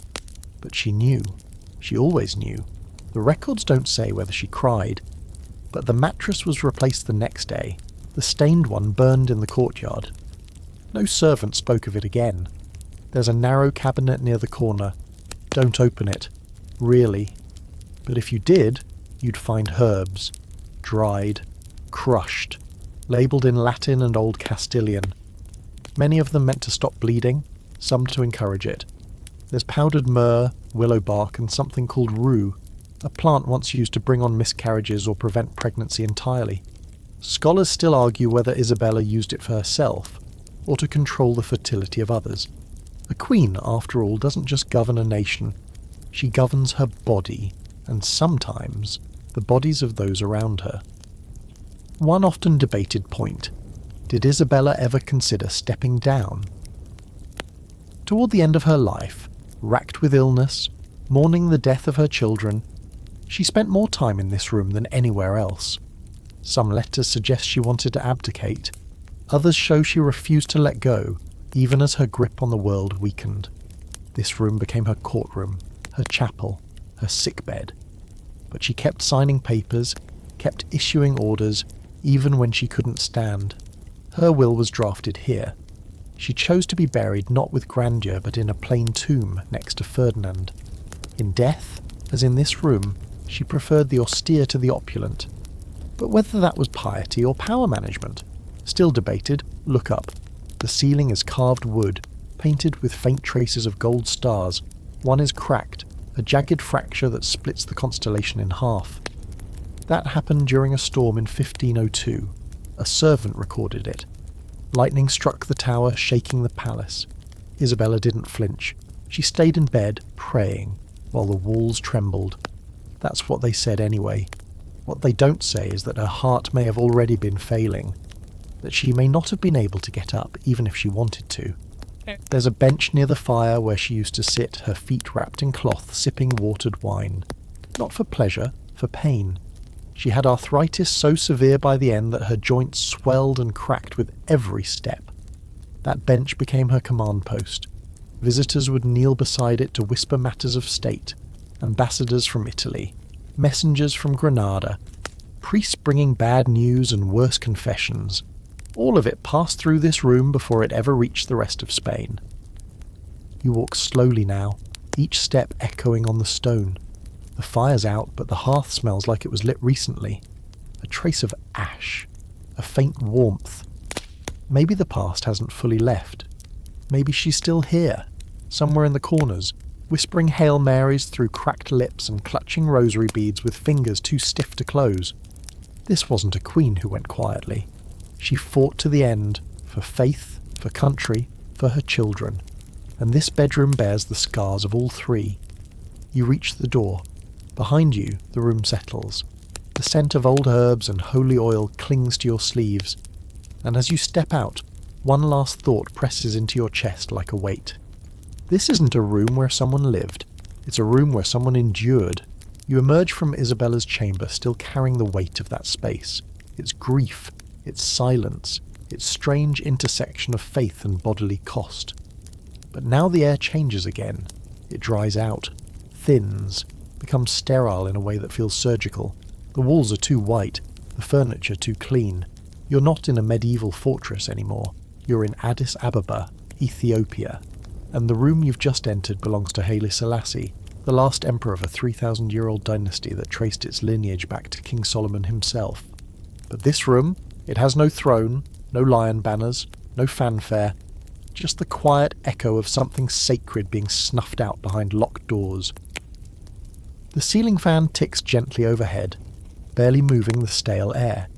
The windows are closed and the curtains drawn, as if someone didn't want the light to touch anything inside. The bed is modest. Simple wood frame, plain sheets, military-precise hospital corners. It feels like a room that was stripped for inventory, not for royalty. The nightstand is empty except for a single glass, the rim smudged. At the foot of the bed, a wool blanket is folded in perfect quarters, like it's waiting for inspection. This is the room where Haile Selassie spent his final days, not as an emperor, but as a prisoner in his own palace. The year is 1975. A Marxist military junta known as the Derg has taken control of Ethiopia after years of unrest. They deposed Haile Selassie, citing mismanagement, famine, and inequality. And now, the man once regarded by millions as divine, literally divine, worshipped by the Rastafari movement as a living god, sleeps here under house arrest. No visitors, no contact, just silence, and then one day he doesn't wake up. The official report claims he died of natural causes, but that phrase is so vague it's practically an insult. He was 83, yes, but still alert, still talking, still asking about world affairs. In fact, he was due to be transferred that very week to another residence. But when attendants entered the room that morning, they found him lying in bed, still, cold, and silent. At first, the Derg refused to even acknowledge his death. For days. They didn't want a funeral, didn't want a burial, didn't want anything that might give the people a reason to mourn or to rally. Eventually they buried him under the floorboards of his own palace office. Not a royal tomb, not even a marked grave, just hidden. And yet something about this bedroom doesn't feel accidental. Fringe theory. There are persistent rumours that he was smothered, killed with a pillow, not by some rogue soldier, but by order. A quiet execution. No blood, no noise. Just an old man, once a god on earth, held down until breath no longer came. His valet, later exiled, claimed the bed was stripped before anyone else could see it, that the sheets and pillowcases were burned, that the mattress was turned. You look at the one in front of you now and wonder, is this the original, or a replacement in a long line of cover-ups? What makes this room so chilling isn't the mess. There is none. It's the control. Every object is positioned like a set piece. The dresser drawers are empty. The closet contains only a single black suit. No crown, no medals, not even a book. It's like they tried to erase him even before he died. But of course that's impossible. Haile Selassie was one of the most photographed monarchs of the 20th century. He addressed the League of Nations in 1936, begging for help after Italy invaded his country. He walked among starving citizens during famine, handed out bread from his own carriage. He modernized Ethiopia's infrastructure, education system and military, while still presenting himself as a god-king in the ancient mould. To some, he was a visionary. To others, an authoritarian who ruled too long and did too little too late. But no one ignored him. Which is why this bedroom, this silent white box, feels like such a violation. Look at the far wall. There's a faint outline where a portrait used to hang. Probably his own. He commissioned dozens throughout his reign, always depicted with solemn eyes, lion emblems, golden robes, but now it's gone. Only the dust remains, like a ghost of power that no one could scrub away completely. You step closer to the bed. The frame creaks slightly, even though you don't touch it. You imagine him lying here, the weight of a fallen empire pressing into the mattress. Did he know? Did he see it coming? Did he hear the footsteps outside his door that night and understand, finally, that history had no intention of giving him a graceful exit? One of the room's strangest features is the clock, still ticking, still mounted above the door. No one knows why it was never removed. It stopped briefly in 1975, rumoured to have frozen at the exact time of his death. Then, months later, it started again on its own. Or so the story goes. Superstition? Probably. But if you sit here long enough, the ticking starts to sound accusatory. There's scholarly debate over how the world should remember Haile Selassie. Some see him as a bridge between tradition and progress, a rare monarch who tried to modernise without entirely losing the past. Others argue he ruled too long, allowed corruption, and responded too slowly to suffering. But this room doesn't care about debate. This room doesn't want to remember anything at all. It just wants to be left alone. And yet, there's one detail they couldn't erase. Under the bed, carved faintly into the wood frame, are 3 letters. Not Amharic, not a name. Just LFH. Lion of the Faith of Judah. his title, his symbol. Maybe he carved it himself. Maybe a loyal servant did before the doors were locked. But it's there, and it's not coming out. As you leave, the air tightens again. That silent, sterile pressure that only comes from rooms where the truth was suffocated. You look back once, just once, and the bed seems different, smaller, like power itself has shrunk to a box of white sheets and forgotten breaths. And the question lingers, sharp and sudden. When a god dies alone, in a room no one is allowed to enter, was he ever a god at all? There's a chill that trails you into this next space. Not a physical cold, but something deeper, colder. You're back in England now, the 16th century, in a room lit by trembling candlelight and lined with tapestries too faded to distract from the heaviness in the air. You've just stepped into the final bedroom of Anne Boleyn. Yes, that Anne, the second wife of Henry VIII, mother of Elizabeth I, and possibly the most famous woman ever to be executed for marrying the wrong king at the wrong time. This is the room where she waited to die, and it knows it.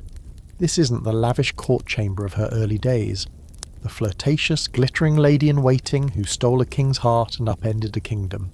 No, this is the Queen's lodgings in the Tower of London, hastily prepared to house the woman who once reigned in silk and now sat in linen, accused of adultery, incest and treason.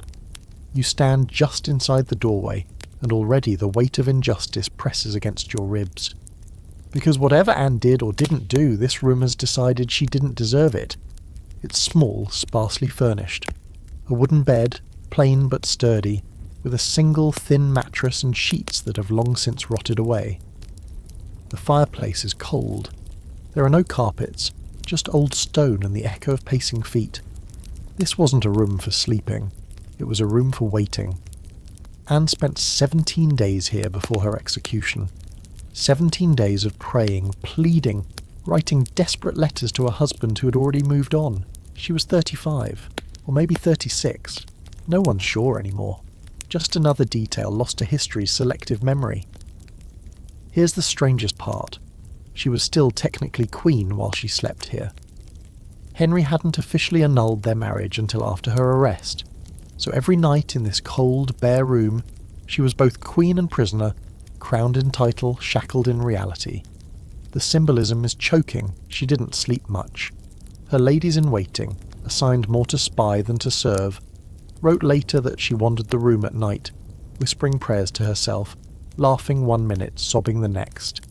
Some said she had visions, that she spoke to angels, that she dreamed of a headless bird flapping wildly in a room that looked just like this one. Fringe fact, according to one questionable but persistent rumour, Anne requested a mirror be brought into the room during her final days. Not to admire herself, but to watch herself. She wanted to see what a queen looked like, stripped of her crown. It was removed after a few nights. She'd started talking to it. You walk over to the bed, careful not to touch anything. It's been rebuilt, restored, curated. But the feeling? Still raw. Anne likely lay here the night before her execution. It had been delayed once already. The executioner had been late. A swordsman brought from France. Not the usual axe. Supposedly it was meant to be a mercy, or maybe just a final insult. French steel for an English queen. She spent that last night in prayer, slept little, woke at dawn, dressed herself, and made one final request, that her ladies ensure her hair was pinned up tightly. Not for vanity, but so nothing would interfere with the blade. That's the kind of bedroom this is, the kind where you plan your own decapitation outfit. There's a small writing desk by the window. The ink is long gone, but she left behind letters, one to her brother, one to her daughter, Elizabeth, who was barely 2 years old, and one to Henry, begging him to show mercy. To her, if not for love, then for the sake of their child. It's unclear if he ever read it. He certainly didn't answer. By then, he was already courting Jane Seymour. And here's a scholarly debate that still rages. Did Anne actually commit the crime she was accused of? Adultery with multiple men, including her own brother? Plotting against the king? Most historians agree the charges were fabricated. Henry needed her gone, and Thomas Cromwell made sure it happened legally enough.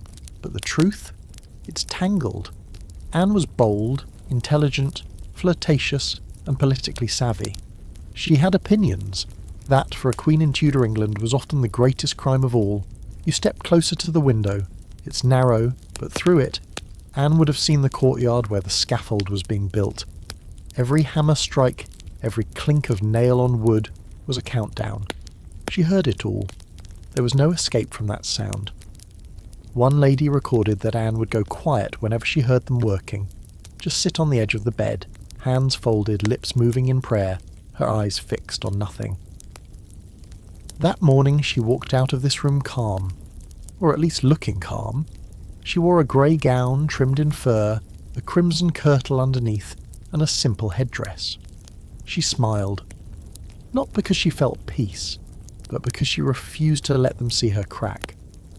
One of the most haunting images from that day is her kneeling on the scaffold, asking God to bless the king, the man who had signed her death warrant, before laying her head on the block and waiting for the sword, and then just silence. But here's the thing.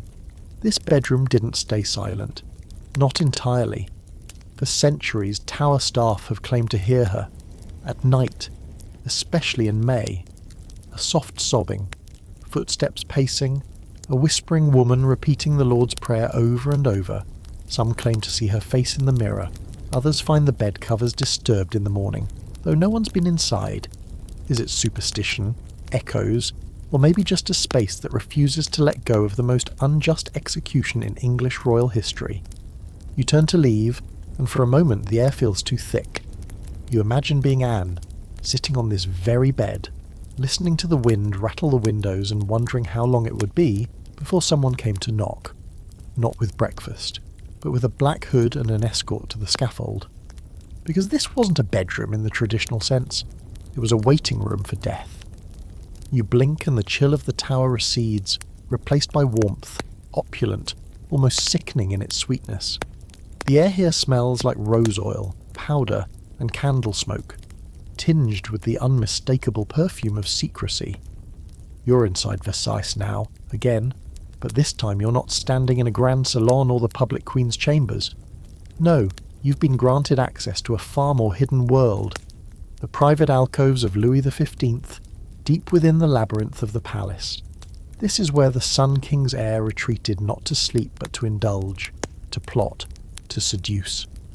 Welcome to the Petite's apartments, and more specifically, to a bedroom where luxury and surveillance curled up in the same satin sheets. This space isn't flashy in the way Versailles wants you to believe everything was. It's tucked away, disguised behind wall panels and false doors. The bed is smaller than you'd expect for a king, narrow, surrounded by built-in bookcases and heavy curtains that can close tight enough to seal out every trace of sound. And that's the point. This wasn't a room for ceremony, it was for discretion. Louis XV had grand beds for public waking rituals and receiving ambassadors, but this was his real bedroom, the one they didn't paint into portraits. He called it his cabinet interior, and from here he ran not just his personal life, but often his political manoeuvring as well. Behind this bedroom was a secret staircase that led to the rooms of his most trusted ministers, and more scandalously to the apartments of his lovers. One of the doors in this room doesn't even have a visible handle from the outside. It's flush with the wall, almost invisible. You walk past it now, and the wood feels warmer than it should, as if it's been used more recently than the restoration plaques would suggest. This is the room where Madame de Pompadour came and went at all hours. She wasn't just a mistress, she was a political advisor, a cultural force, and arguably the most powerful woman in France for over a decade. And yes, she spent many nights in this bed. But she also read the king his correspondence here, took dictation, debated policy. Their pillow talk, allegedly, included discussions of Enlightenment thinkers and war strategies. If there's ever been a bed in history that doubled as a cabinet meeting room, it's this one. Fringe detail? There's a tiny mechanism near the headboard, barely visible now, but once a marvel of royal paranoia. A small bell system that could be rung with the flick of a pinky finger. It didn't alert servants. It alerted spies. Louis had informants throughout Versailles, and this bell called one directly. Some claim he used it to test his ministers, planting false information and then waiting to see if it surfaced. This bedroom was where loyalty was weighed in whispers and timing. The walls are papered in soft pink damask, faded now but once vibrant. There's a gilded mirror over the fireplace, angled just slightly downward. If you lie on the bed and look up, you'll catch your own reflection, but also the reflection of anyone entering the room. Surveillance from above. Whether that was intentional or paranoia, no one knows. But Louis was known for his caution. After the 1757 assassination attempt, when a man lunged at him with a penknife during a winter walk, he reportedly had his private quarters remodelled to limit the number of blind corners.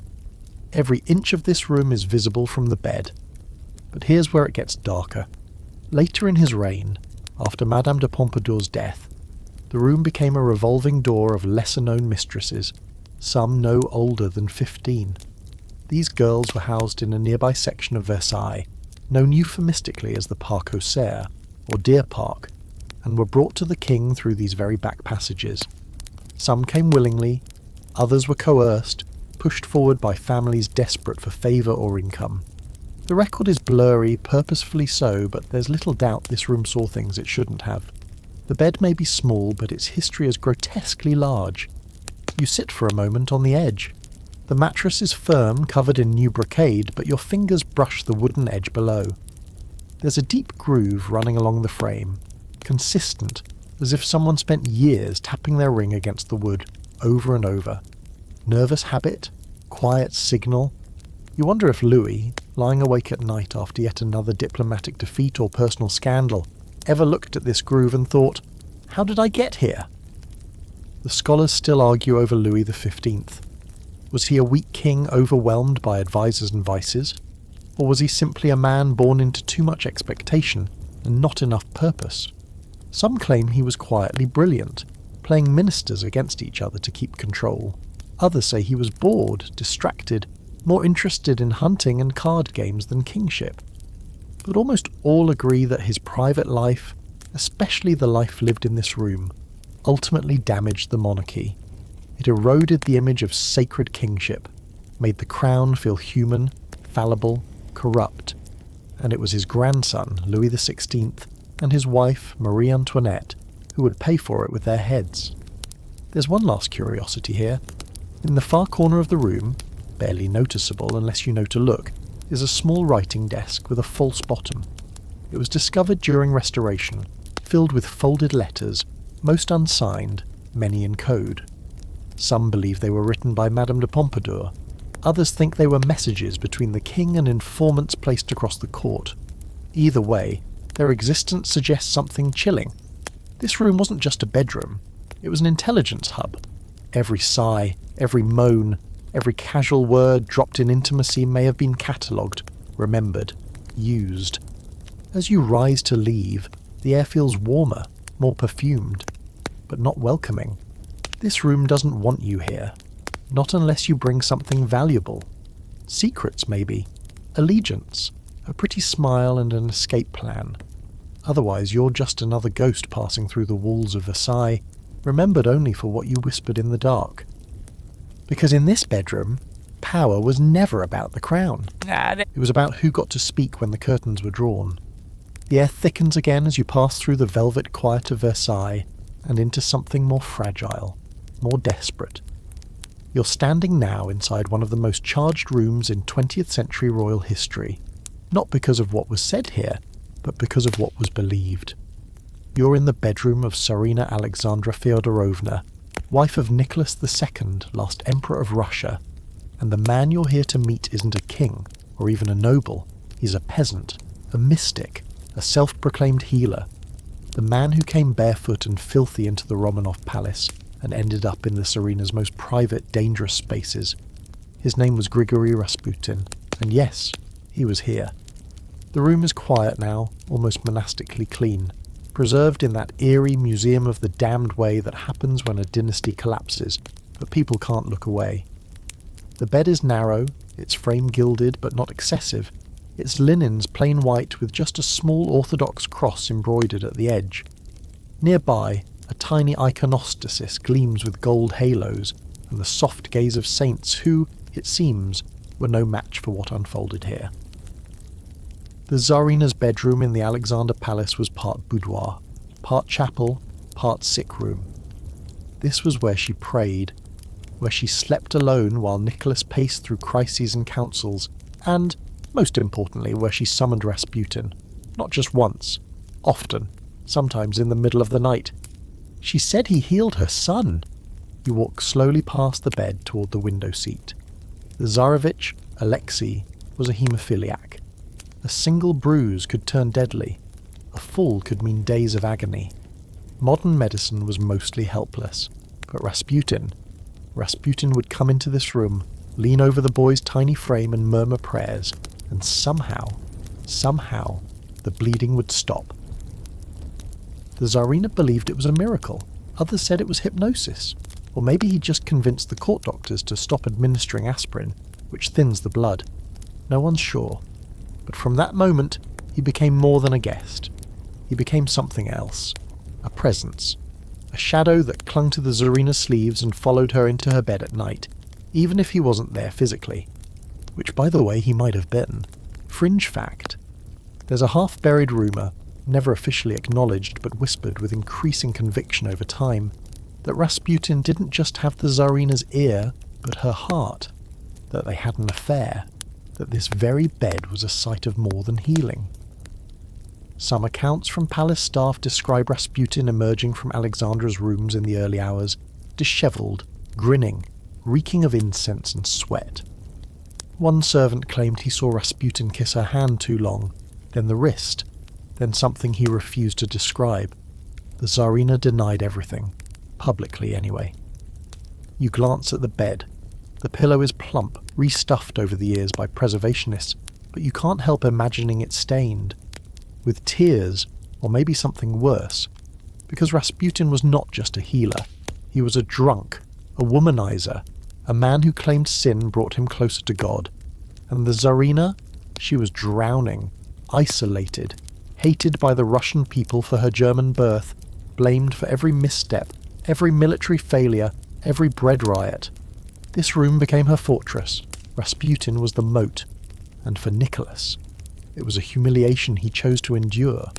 He allowed Rasputin to remain, defended him, even, because the Tsarina believed. And Nicholas believed in her. But this devotion became poison. The court turned against them. Ministers resigned. Nobles plotted.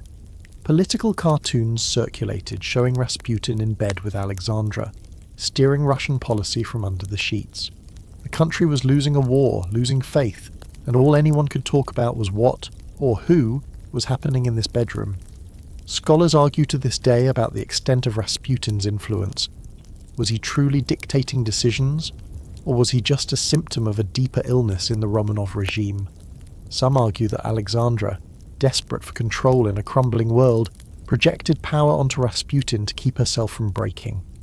Others say Rasputin manipulated her, using the boy's illness as leverage.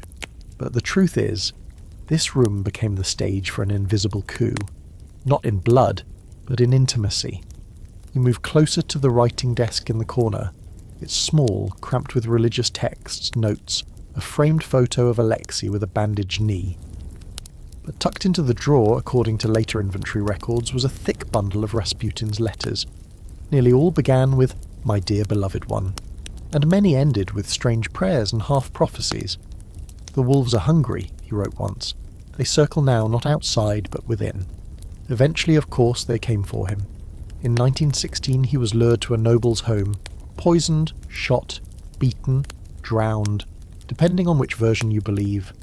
And when he finally died, the Tsarina wept. She locked herself in this room for 3 days, didn't eat, refused to speak to her children. One account claims she lay in the bed, clutching his photo to her chest. The servants removed it when she finally passed out.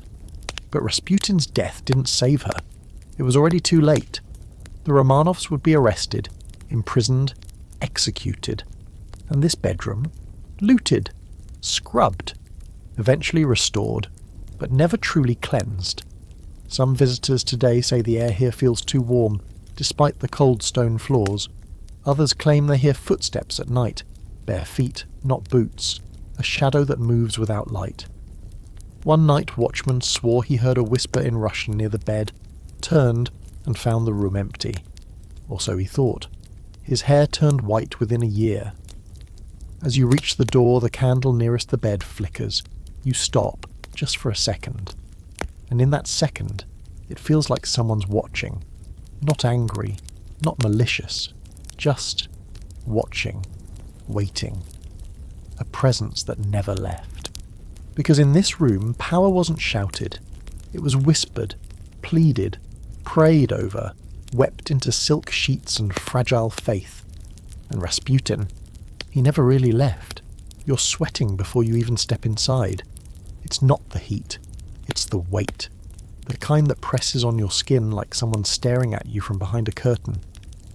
Welcome to the royal bedroom of Queen Ranavalona I of Madagascar. And no, this isn't one of those misunderstood monarch stories where the villain turns out to be soft-hearted beneath the crown. Number. This is the bedroom of a queen so feared, so ferocious, that entire villages went silent when she passed. They called her the Mad Queen in European letters. But inside this room, madness wasn't the problem. Proximity was. You're in the 1800s now, in the stone palace complex of Manjakamyadana, nestled in the hills of Antananarivo. The walls here are red brick and scorched black wood. Scorched not by time, but by fire. Some of it natural, some of it strategic. The French would later try to erase this place, torching much of the old royal compound. But this room was restored, and it remembers. Ranavalona ruled for more than 3 decades, from 1828 to 1861. And the word ruled doesn't quite cover it. She dominated. She came to the throne through a suspicious chain of deaths and disappearances likely orchestrated by her loyalists. Her goal? To rid Madagascar of foreign influence. Mission accomplished. But at a price no one ever forgot. And this bedroom, this was her inner sanctum, her last line of defence, and sometimes her execution chamber. You step in slowly. The air is thick with the scent of clove and ash.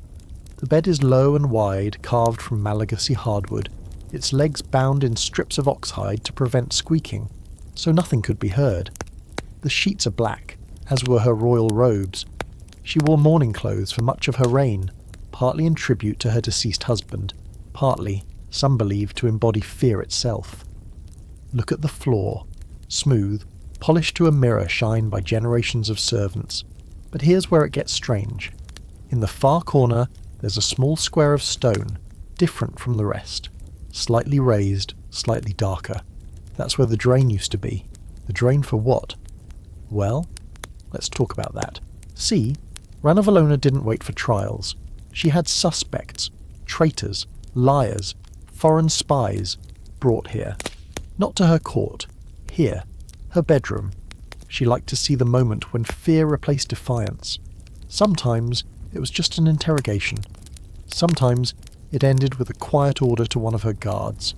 They dragged the unfortunate soul through the back door. Yes, that one, behind the curtain. And the screams would be muffled by the stone walls within seconds. Fringe detail. She kept a vial of poison on her nightstand. Tangina, a powerful toxin derived from the Cerbera plant. A traditional method of justice in Madagascar, it was often used in trials by ordeal. The accused would eat 3 pieces of chicken skin followed by the poison. If they vomited it all up, they were innocent. If not, well, death by indigestion.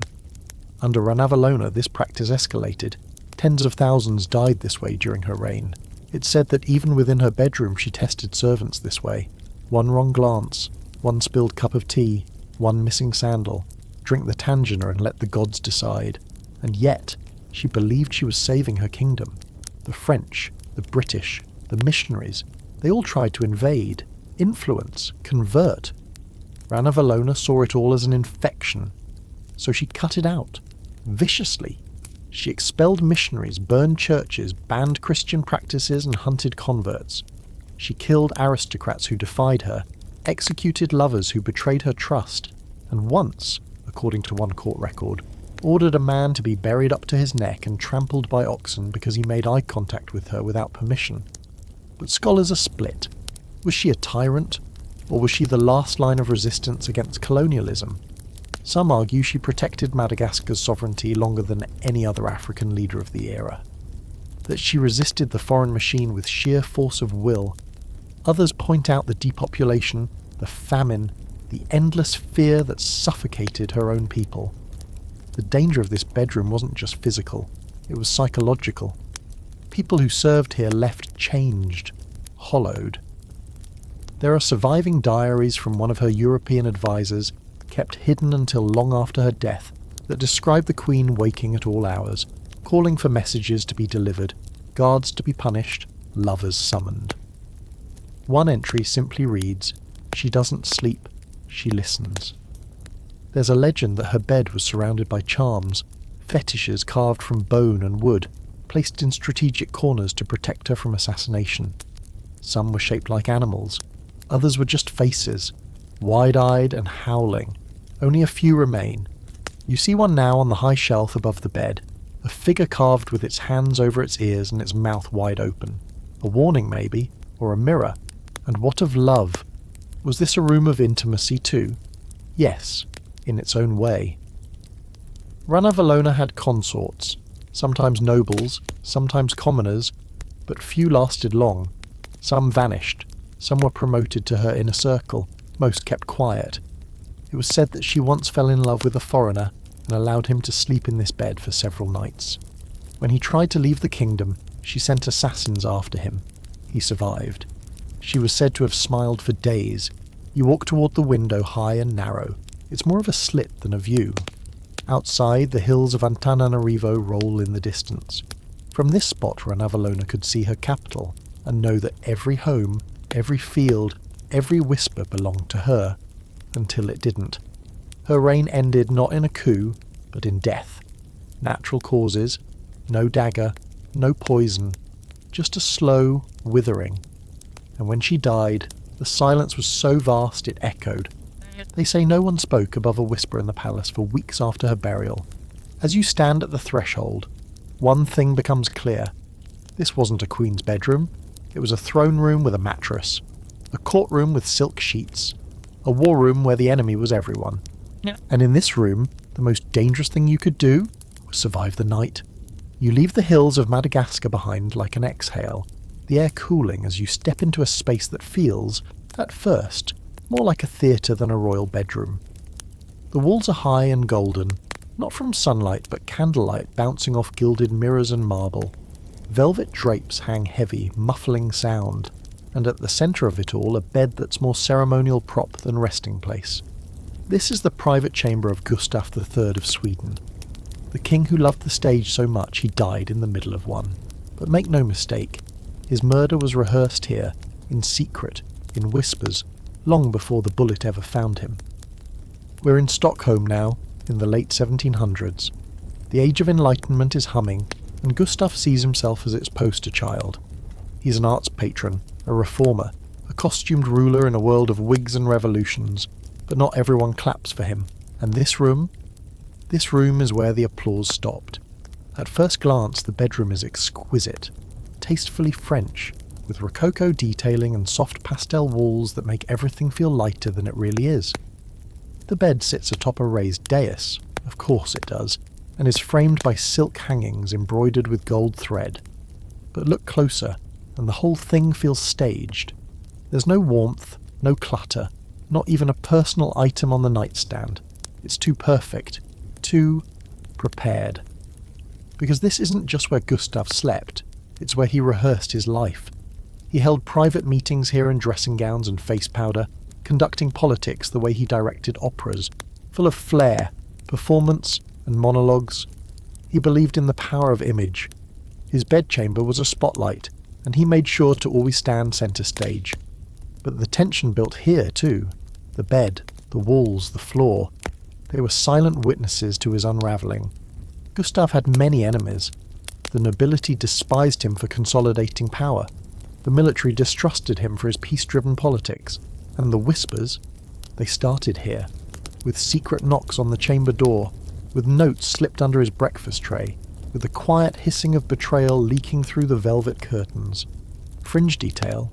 Gustav often wore a mask, not just at balls, but sometimes in private. He claimed it was for dramatic effect. Others said it was to hide bouts of illness.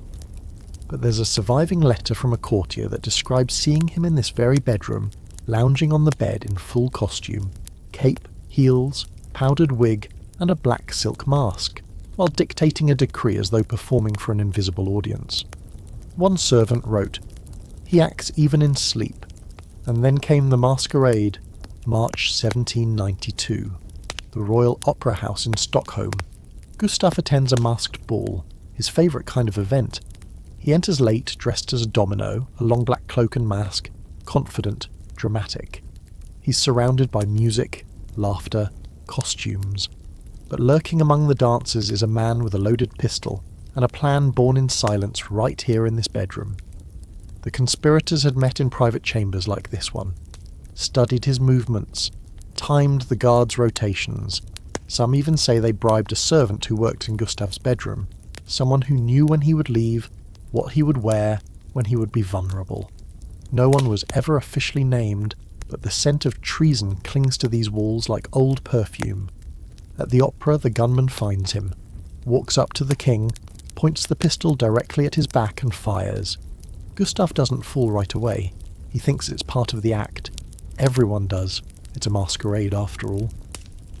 But then he collapses, and the scream doesn't come from him, it comes from the crowd. The bullet doesn't kill him instantly. He's carried out barely conscious, and brought not to a hospital, but to his private rooms, his other private rooms. But his servants knew his real sanctuary had always been this bedroom, this gilded cage of silk and self-delusion. He asked for it, asked to be brought here. He wanted to die in the bed he had built for himself. He would linger for 2 weeks. During that time, this room saw everything. Ministers filed in one by one, sweating under powdered wigs, unsure whether they were meeting a dying monarch or a ghost still capable of vengeance. Gustav drifted in and out of lucidity, sometimes quoting opera, sometimes laughing at jokes no one else understood. One night, a priest came to deliver last rites. Gustav interrupted him to request a costume change. He wanted to look the part. And here's what scholars still can't agree on. Did he know the plot was coming? Some say yes, that he had known for months but refused to act, thinking himself untouchable. Others say he was completely blindsided, too wrapped in his own performance to see the curtains falling. There's a surviving diary entry from one of his confidants that hints Gustav welcomed the idea of a dramatic end. "If I must die," he once said, "let it be with music in my ears and the crowd watching." You approach the bed. It looks smaller now, not in size, but in spirit. Like all the glamour has deflated, and what remains is a very tired man who played king until the final act, and forgot that real blood doesn't care about timing. The final fringe rumour? When they prepared his body after death, they found under the mattress a collection of pressed opera programmes, letters, and a small dagger wrapped in silk. The blade wasn't sharp, more ceremonial than practical, but it was engraved with one word: exit. As you step back toward the doorway, you can almost hear the faint strains of violin music echoing through the marble halls. You half expect to see masked dancers swirling past, faces blurred, moving in slow circles around a man who mistook the stage for the world. And maybe that's the real danger of this bedroom. It let him believe the applause would never end. The silence following Gustav's fading opera doesn't last long. It's shattered by boots in corridors, the scrape of steel against marble, and the slow burn of glory turning to smoke. Now you're in a bedroom that once pulsed with the energy of empire. The empire. Welcome to the private retreat of Napoleon Bonaparte. Yes, him. The man who crowned himself emperor, scorched half of Europe, and now lies beneath golden domes in Paris. But in this room, there's no crown, no battlefield, no victory parades. Just a bed where the weight of the world finally pressed too hard, and a man who once ruled millions lay awake, haunted by the sound of everything falling apart. The room isn't lavish, not by royal standards. You're at the Château de Fontainebleau, in his personal apartments, not the overstuffed Versailles suites dripping in mirrors. Napoleon liked things precise, orderly. This bedroom is functional, elegant and claustrophobic. Walls of deep green silk, furniture positioned with military discipline. a small writing desk just to the left of the bed, still scratched from years of use. The bed itself is narrow, barely large enough for the legacy it held. And the strange thing? It feels abandoned, even now, like it was walked out of mid-thought, as if Napoleon sat on the edge of that mattress one final time, exhaled, and said, "Enough." This is the room where it happened, the night of April 12th, 1814, when the man who'd once been the most feared figure in Europe decided to give up. Sort of. He didn't want to. He tried everything to avoid it. His armies were crumbling, his marshals turning on him, Paris had fallen, and he still resisted, still raged, until he locked himself in here, until there was nowhere left to rage to. He called this room his chambre de la chute, the room of the fall. According to his valet, Napoleon barely spoke that evening. He paced, scribbled letters, rewrote one of them, his formal abdication, 4 times, tore up 3. The 4th still exists. You can read it today. It's short, blunt, signed with a hand that no longer trembled with triumph, just exhaustion.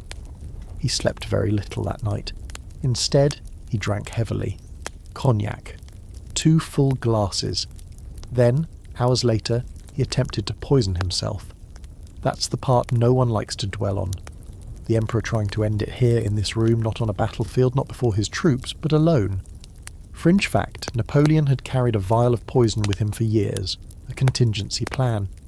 But by the time he actually used it, it had degraded, lost its potency. He drank it anyway, vomited, shook, collapsed, then woke up furious to still be alive.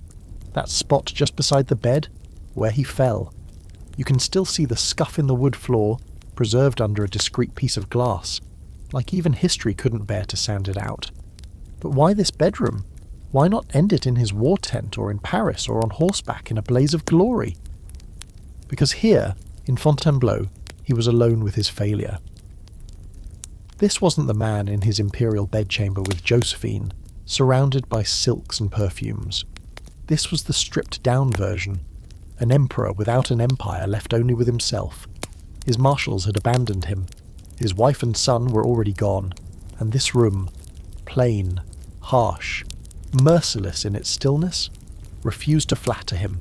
It gets worse. The next day he had to receive his generals here, right here, where the ghost of that failed suicide still hung in the air. They filed in one by one, the men who had once toasted his victories, who had once followed him across frozen Russian plains and sunburned Italian hills. Now they bowed awkwardly, politely, like they were already thinking about who to serve next. Napoleon stood, according to a surviving letter, pale but composed. "Gentlemen," he said, "if I have offended you, I ask forgiveness. If I have honoured you, remember me." Then he dismissed them, walked back to the bed, sat, and didn't move for hours. And here's the scholarly debate. Was this the moment Napoleon truly lost? Not on the battlefield, not in exile, not at Waterloo, but here, in this bedroom, when he chose not to fight anymore. Some historians argue this was his most human moment, the only time he accepted limitation. Others see it as strategic, a calculated pause before staging a comeback. After all, he did return, briefly, in the 100 Days. But the room doesn't care about debates. Look at the desk, still positioned so he could reach it without leaving bed. That was his habit, writing from beneath the covers, ordering troops between sips of bitter coffee.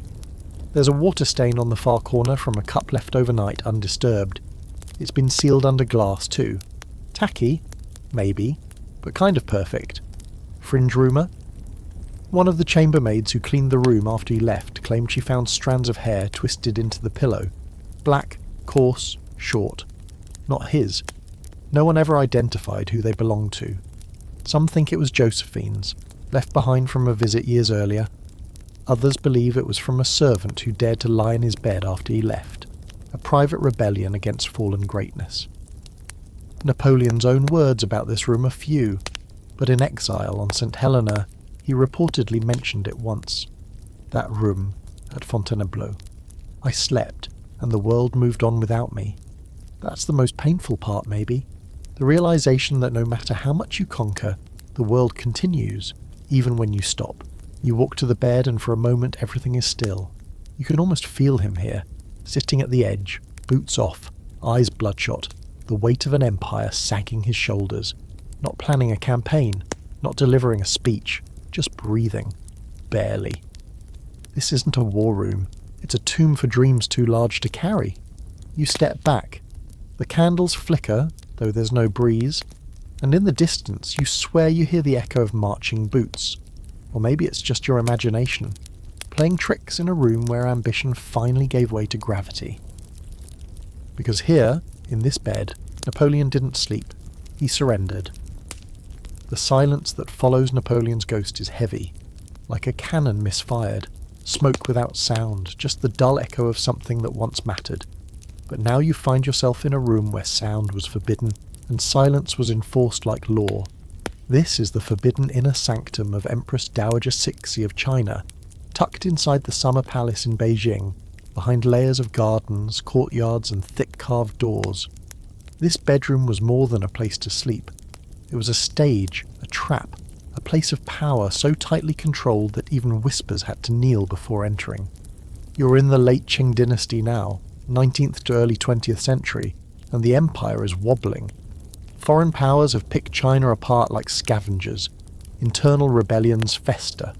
The imperial system is crumbling under the weight of its own splendour. But here, inside this perfumed box of silk and shadow, Cixi clutches onto power with lacquered nails and a will as unbreakable as jade. The room is stunning, the kind of beauty that demands submission. Gold dragons coil along the ceiling beams. Red lacquered walls shimmer with scenes of phoenixes and waterfalls. The bed itself, raised, enclosed in carved wood panels with silk screens painted to look like clouds. The mattress is wrapped in damask, and under the pillow, tradition says, lies a silver dagger. Not for decoration, for emergencies. Cixi didn't sleep like other royals. She didn't live like them either. For nearly 50 years she ruled China from behind a silk screen, issuing commands through male proxies, regents, and carefully manipulated emperors. But here, in this bedroom, she ruled directly. Visitors who were granted an audience in her inner quarters, and that number was very small, left shaken. Because when she spoke, she wasn't asking.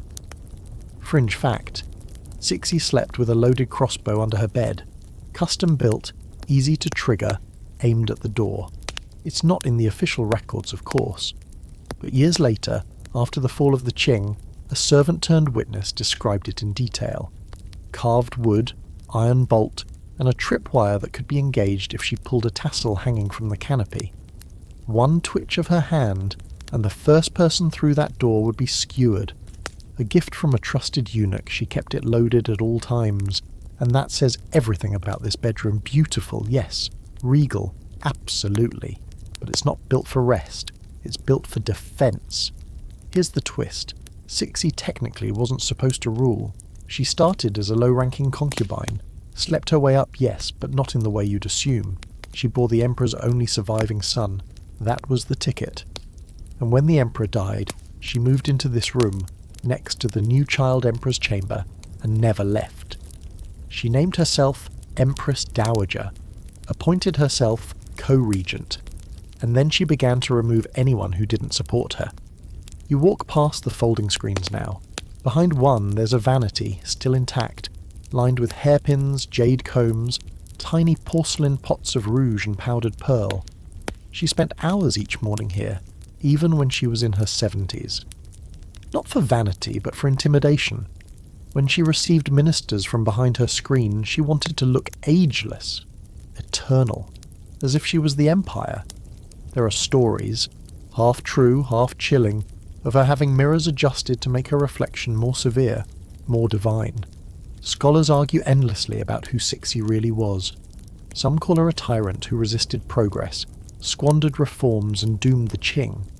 Others say she was a genius of survival, balancing conservative court politics while quietly introducing modernization, railroads, telegraphs, Western education. But here, in her bedroom, there's only one truth. She trusted no one. She bathed behind screens, ate only after food tasters survived their share. and at night she bolted her chamber doors from the inside with a custom iron lock. There's a writing desk near the window, barely large enough for a single scroll. It's where she signed orders of execution, personal ones. On one occasion, she had a former lover strangled, quietly, cleanly, after he questioned one of her edicts. No public trial, just a nod, a scroll, and silence. That's the kind of thing that happened in this room, and it wasn't just rivals. In 1898, when her own adopted son, the Guangxu Emperor, attempted radical reforms with the help of progressive advisors, Tixi was watching, listening, waiting. And when the moment came, she struck. In one swift move, she had his allies arrested, executed, or exiled, and she locked him in his bedroom for the rest of his life. From this room, she ruled while he rotted away a few doors down. Some nights she had musicians play softly in the courtyard to mask his crying. Open debate surrounds her death too. The official record says she died of natural causes in 1908, but the timeline is too convenient. The Guangxu Emperor died the day before. Suddenly, no warning. Autopsy decades later revealed high levels of arsenic. Many believe she ordered his death from this very bed, just hours before her own, to ensure no vengeance would outlive her. That's the level she played at. You approach the bed. The wood is carved with lotus blossoms and fierce tigers, yin and yang battling in silent harmony. The mattress has been restored, of course, but you wonder if it still creaks the same way it did when she turned in the night, restless, even in power. Because what kind of sleep can you really have when every shadow might be the end of your reign? They say after her death the staff refused to enter the room for days, not out of grief, but fear, superstition. One eunuch reportedly dropped dead from a stroke while cleaning her mirror. Another vanished entirely. Her spirit, they whispered, had not moved on. You leave the room carefully, not turning your back on the bed until the last possible moment. Because here, in this chamber of silk and silence, every corner held a trap. Every pillow had a dagger's shadow. Every breath was measured, and the most dangerous thing in the room wasn't the poison, the crossbow, or even the Empress herself. It was the illusion that you were ever safe. The palace walls fade, and the scent of incense is traded for the dry, sterile smell of limestone dust. No silk here, no carved dragons or perfumed pillows, just salt, stone, and the kind of darkness that doesn't leave, even when the sun shines. You're now standing in one of the strangest royal bedrooms in history, if you can even call it that. This is the final chamber of Pharaoh Tutankhamun, his afterlife bedroom, his tomb. Yeah, we're doing this. It's 1323 BCE, Egypt's 18th dynasty. You're not walking into a palace full of chattering priests and gold-clad scribes. You're descending into the Valley of the Kings, into a cramped, rushed crypt carved into the cliffs near Thebes. Tutankhamun's reign was short, his legacy controversial, and his death still a mystery. But this chamber, the burial room, the heart of his tomb, was designed as the ultimate royal sleeping quarters, the room where a boy king was supposed to sleep forever. But here's the twist. It wasn't ready. The tomb was clearly unfinished, its walls roughly carved, the paint applied in haste. The chamber you're standing in is far smaller than any other royal burial chamber of the time. It was meant for someone else. A noble, probably, not a pharaoh. But when Tut died, suddenly at around age 18, they shoved him in here. He was buried in a room not fit for a king. And maybe that's the first danger this bedroom holds. The realization that even the god kings get downgraded when they die too soon. The walls are covered in a golden glow, painted scenes of Tut's journey into the afterlife. But look closer, and you'll notice something weird. Awkward proportions, sloppily rendered feet, figures whose outlines don't quite match the finished artwork. That's because the artists were in a rush. Scholars believe they had just 70 days between his death and burial, following strict Egyptian funerary customs, and everything had to be finished by then. So they cut corners, repainted mistakes. Some parts of the artwork were clearly meant for someone else, and hastily adjusted to show Tut's name. There's a scholarly debate still raging about who this room was meant for. Was it repurposed from a courtier's tomb, or worse, Was it meant for a queen? Some argue it may have been intended for Nefertiti. In fact, some suspect her tomb lies hidden behind one of the walls, sealed off in haste and secrecy. The theory is fringe, but not totally off the wall. Radar scans have hinted at possible hidden chambers. If true, then this isn't just a cramped royal bedroom. It's a wall away from an undiscovered queen. You step closer to the golden sarcophagus in the centre of the room, Tutankhamun's final bed. It's massive, boxy, enclosed in 3 nested coffins, the innermost made of solid gold. The iconography screams royalty, but the fit is awkward. The outermost coffin was clearly not made for him. His arms are misaligned, the false beard glued on later, the death mask, gorgeous, iconic. But even that has traces of being refitted. It may have originally been made for someone else. This bedroom wasn't just ill-prepared, it may have been recycled. Here's your fringe detail. When Howard Carter opened the tomb in 1922, the room reeked. Not just of age and dust, but of burnt resin. That black crusty layer over the coffin. That wasn't intentional. During burial, so much resin was poured over the mummy, an act meant to honour the king, that it caused a kind of chemical combustion. The body essentially baked. By the time they opened it, Tut's corpse had fused to the coffin. They had to pry him out in pieces. Imagine that. The great boy king of Egypt shattered in the attempt to preserve him. But the danger of this room isn't just chemical, but psychological. You can feel it, can't you? That lingering energy, that claustrophobia. This was never meant to be visited again. The Egyptians believed in permanence, eternal rest.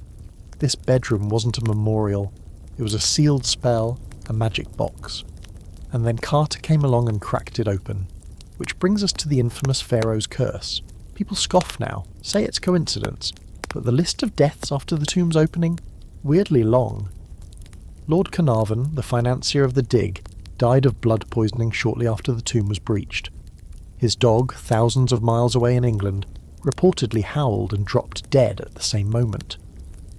Within a few years, several others involved with the excavation died under strange circumstances, accidents, illness, sudden strokes. Was it a curse? Science says no, but the room itself, it doesn't care. It still feels like it wants to be left alone. And here's the academic split. Some say Tutankhamun was insignificant, a minor king, barely a blip, whose fame comes only from the lucky survival of his tomb. Others argue he was a pivotal figure in restoring the old religious order after his father, Akhenaten, upended everything by replacing the gods with a sun disk. Tut reversed that.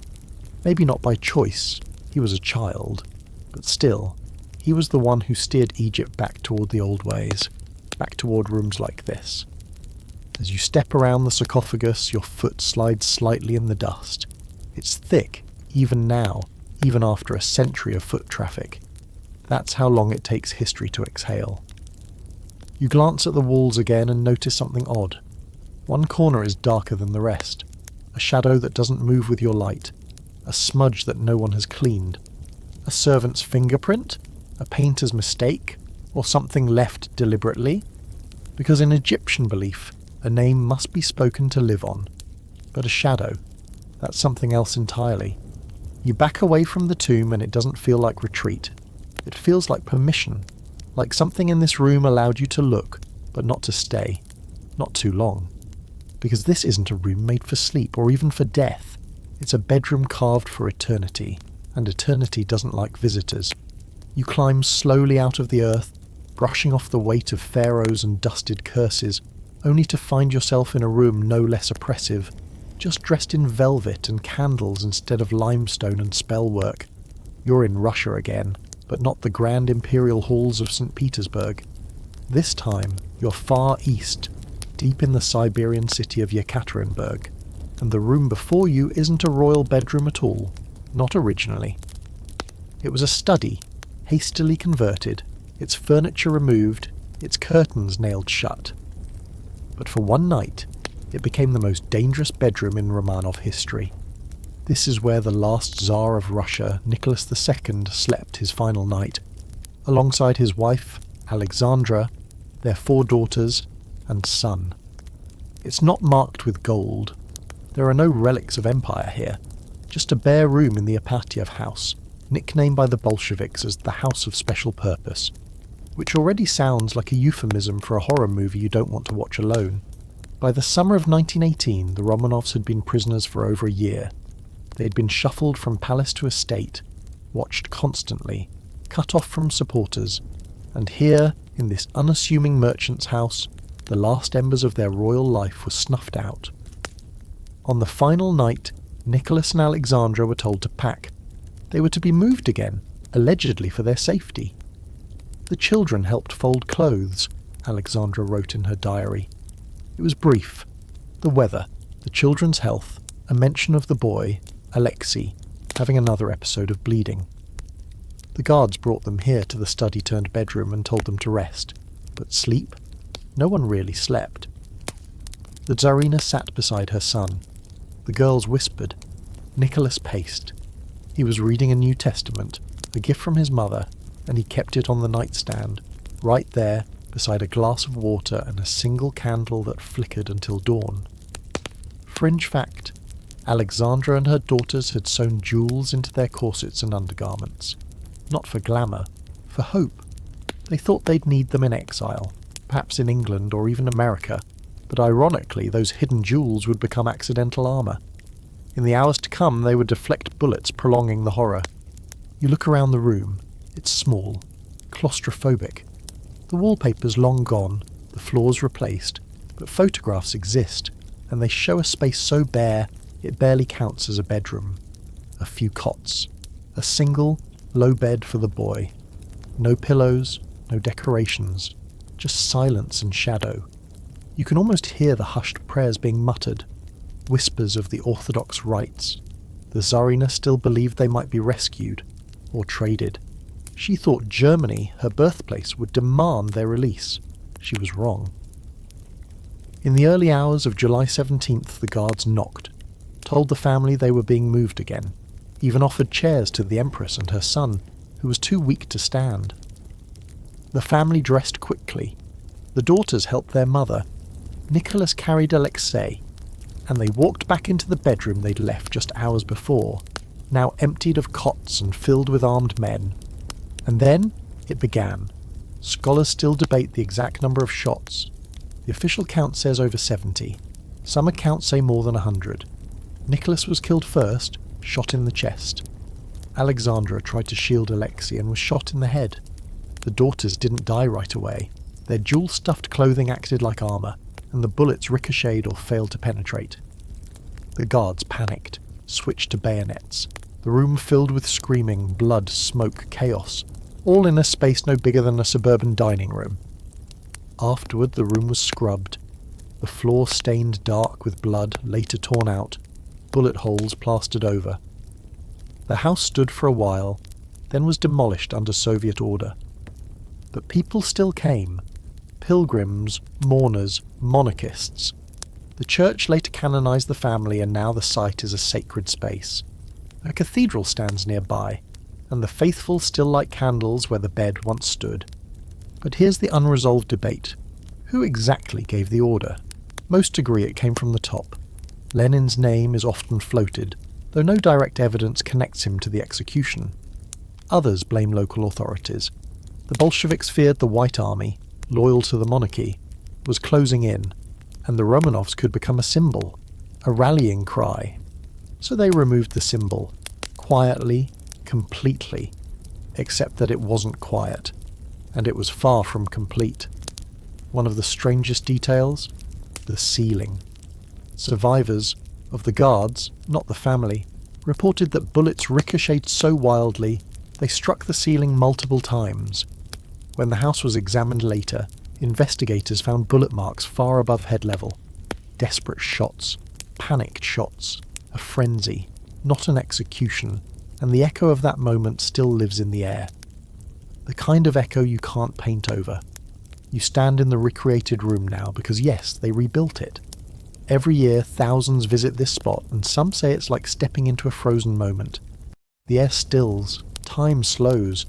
People report hearing crying or humming. One woman claimed she smelled candle wax and violets, a scent Alexandra was fond of. Another swore she heard a child's voice ask, "Where is Papa?" Skeptics call it trauma residue, the brain trying to fill in what it knows happened.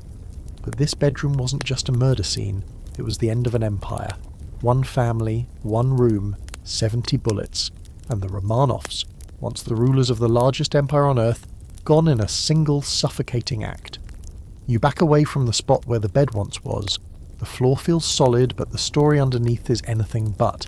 It shifts, it sinks. Because in this room, royalty wasn't just assassinated, it was erased. You step back into warmer air, out of the echo chamber of bullet holes and sorrow, and suddenly everything feels artificial.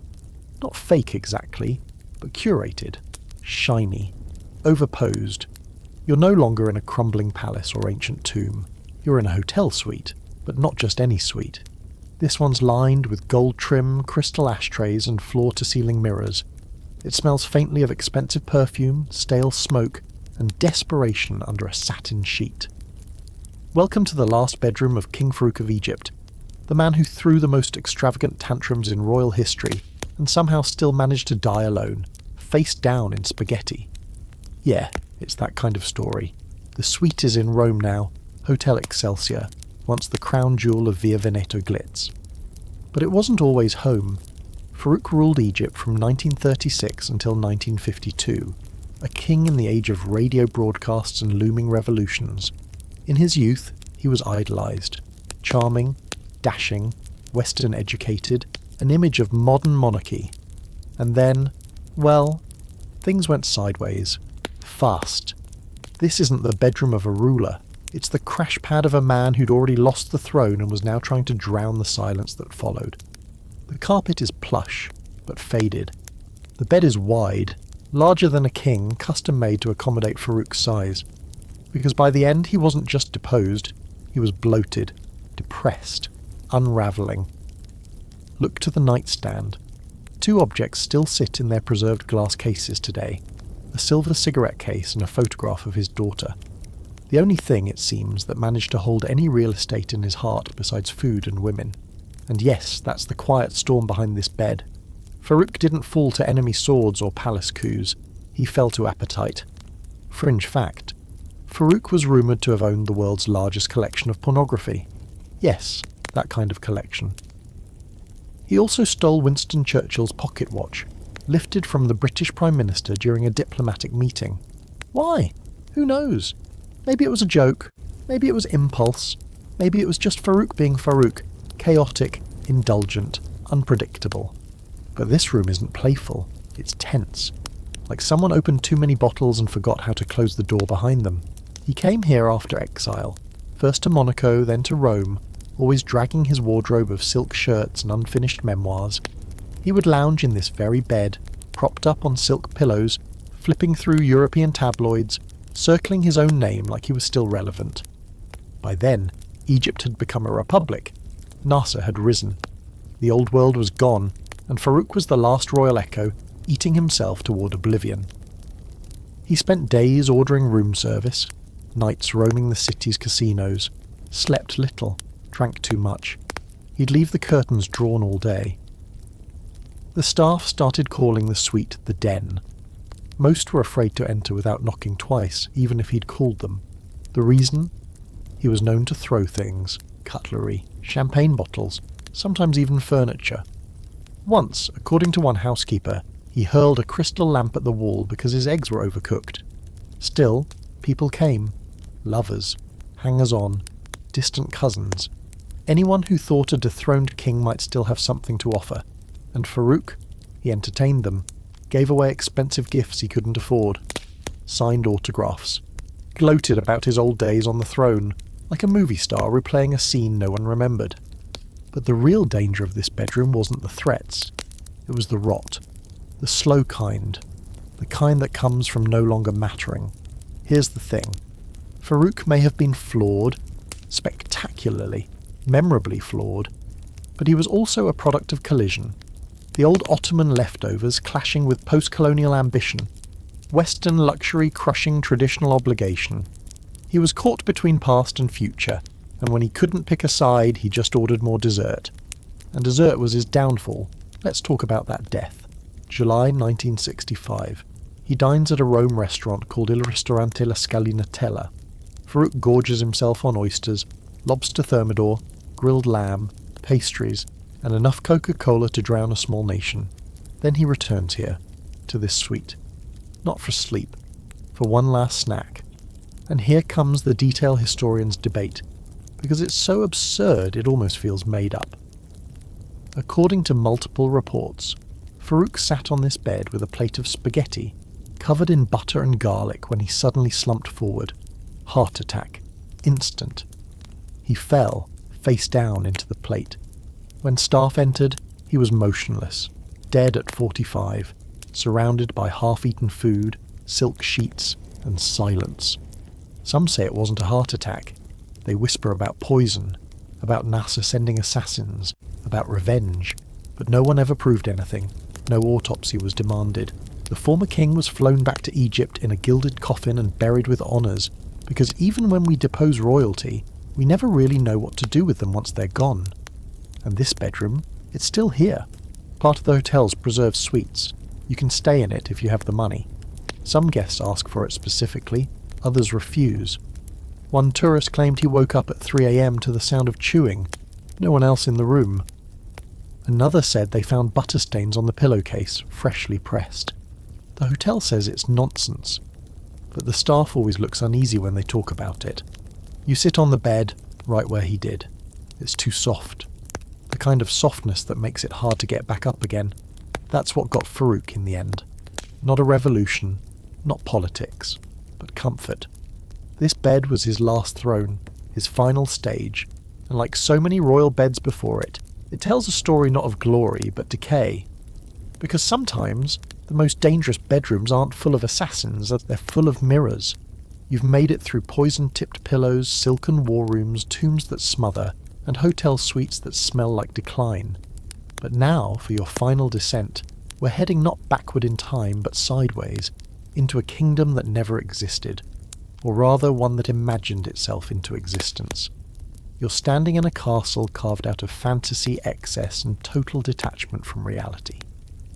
Welcome to Neuschwanstein, and more specifically to the bedroom of King Ludwig II of Bavaria, a man whose royal bed was part stage set, part religious shrine, and part ticking time bomb. From the outside, Neuschwanstein Castle looks like something from a theme park. That's not a coincidence. Walt Disney famously modelled Sleeping Beauty's castle on its spires, but step inside and it's a different kind of fairy tale. Darker, heavier, rich with symbolism, obsession and echoes. The bedroom is on the 3rd floor, just past a series of rooms dedicated to medieval knights, swan emblems, and endless murals of Wagnerian legends. And when you finally enter Ludwig's private chamber, the first thing you notice is how absurdly ornate it is. Everything is wood, carved within an inch of its life. The canopy over the bed is a literal Gothic cathedral, many spires, arches, finials, all topped with angels and saints. It took 14 woodworkers over 4 years to complete. The bed itself is small, narrow, monk-like, which is ironic because the room drips with sensuality. Tapestries depict scenes from Tristan and Isolde, the doomed lovers of legend. A stained glass window casts violet light across the floor. The scent of beeswax and lavender clings to the air like it's never left. And here's the question that hovers, unspoken. Did he ever really sleep here? Because Ludwig II wasn't a sleeper. He was a wanderer, a recluse. He often stayed awake all night, sleeping only in the early morning. He hated sunlight, preferring candlelight and moonlight.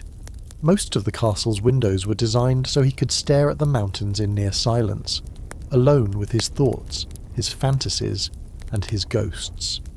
Fringe fact: Ludwig had a system of secret bells and pulleys installed in this room so he could summon servants without making a sound. 1 ring meant tea, 2 meant wine, 3 meant, leave me alone or I'll jump out the window. Okay, that last one isn't official, but it's not far off. Because Ludwig lived inside this elaborate theatre of the mind, and as with all great productions, it ended in disaster. Let's get this out of the way. He was probably gay, almost certainly. His personal letters reveal a deep poetic longing for the male form. His most famous crush? Richard Wagner himself, the composer whose operas he bankrolled like a lovesick benefactor. But Ludwig was also Catholic, royal, trapped, and so, like many before and after him, he poured his longing into architecture, art and myth. This room became a sanctuary, a kind of romantic escape hatch from a life he didn't want. He rejected politics, dodged meetings, hid from ministers. Bavarian nobles grew tired of his absences, his expenses, his madness. And make no mistake, the madness is part of the myth. Some call him insane, others call him eccentric. Some say he was neither, just profoundly sensitive in an age that didn't make room for that. But the danger of this bedroom wasn't its cost or its loneliness. It was what it let him believe, that he could wall himself off from the world, that reality could be kept out with enough carving, enough silk, enough candlelight, that he could live in his imagination forever. But imagination, as it turns out, has teeth. By 1886, the Bavarian government had had enough. They declared him mentally unfit to rule, without a medical exam. The royal psychiatrist never even met Ludwig before diagnosing him. He was deposed, removed from Neuschwanstein. His bedroom was sealed, his privacy revoked, and then came the lake. They found him floating in the shallows of Lake Starnberg, along with the psychiatrist who had signed his diagnosis. Both dead, no witnesses, no official explanation. The report says drowning. But Ludwig was a strong swimmer. The psychiatrist's body showed signs of struggle. Was it murder, suicide, a royal hit job? No one knows. Theories abound. Some say Ludwig killed the doctor and then himself. Others say they were both murdered by palace guards to silence dissent. The only certainty is this. His death was as theatrical and mysterious as his life. And the bedroom?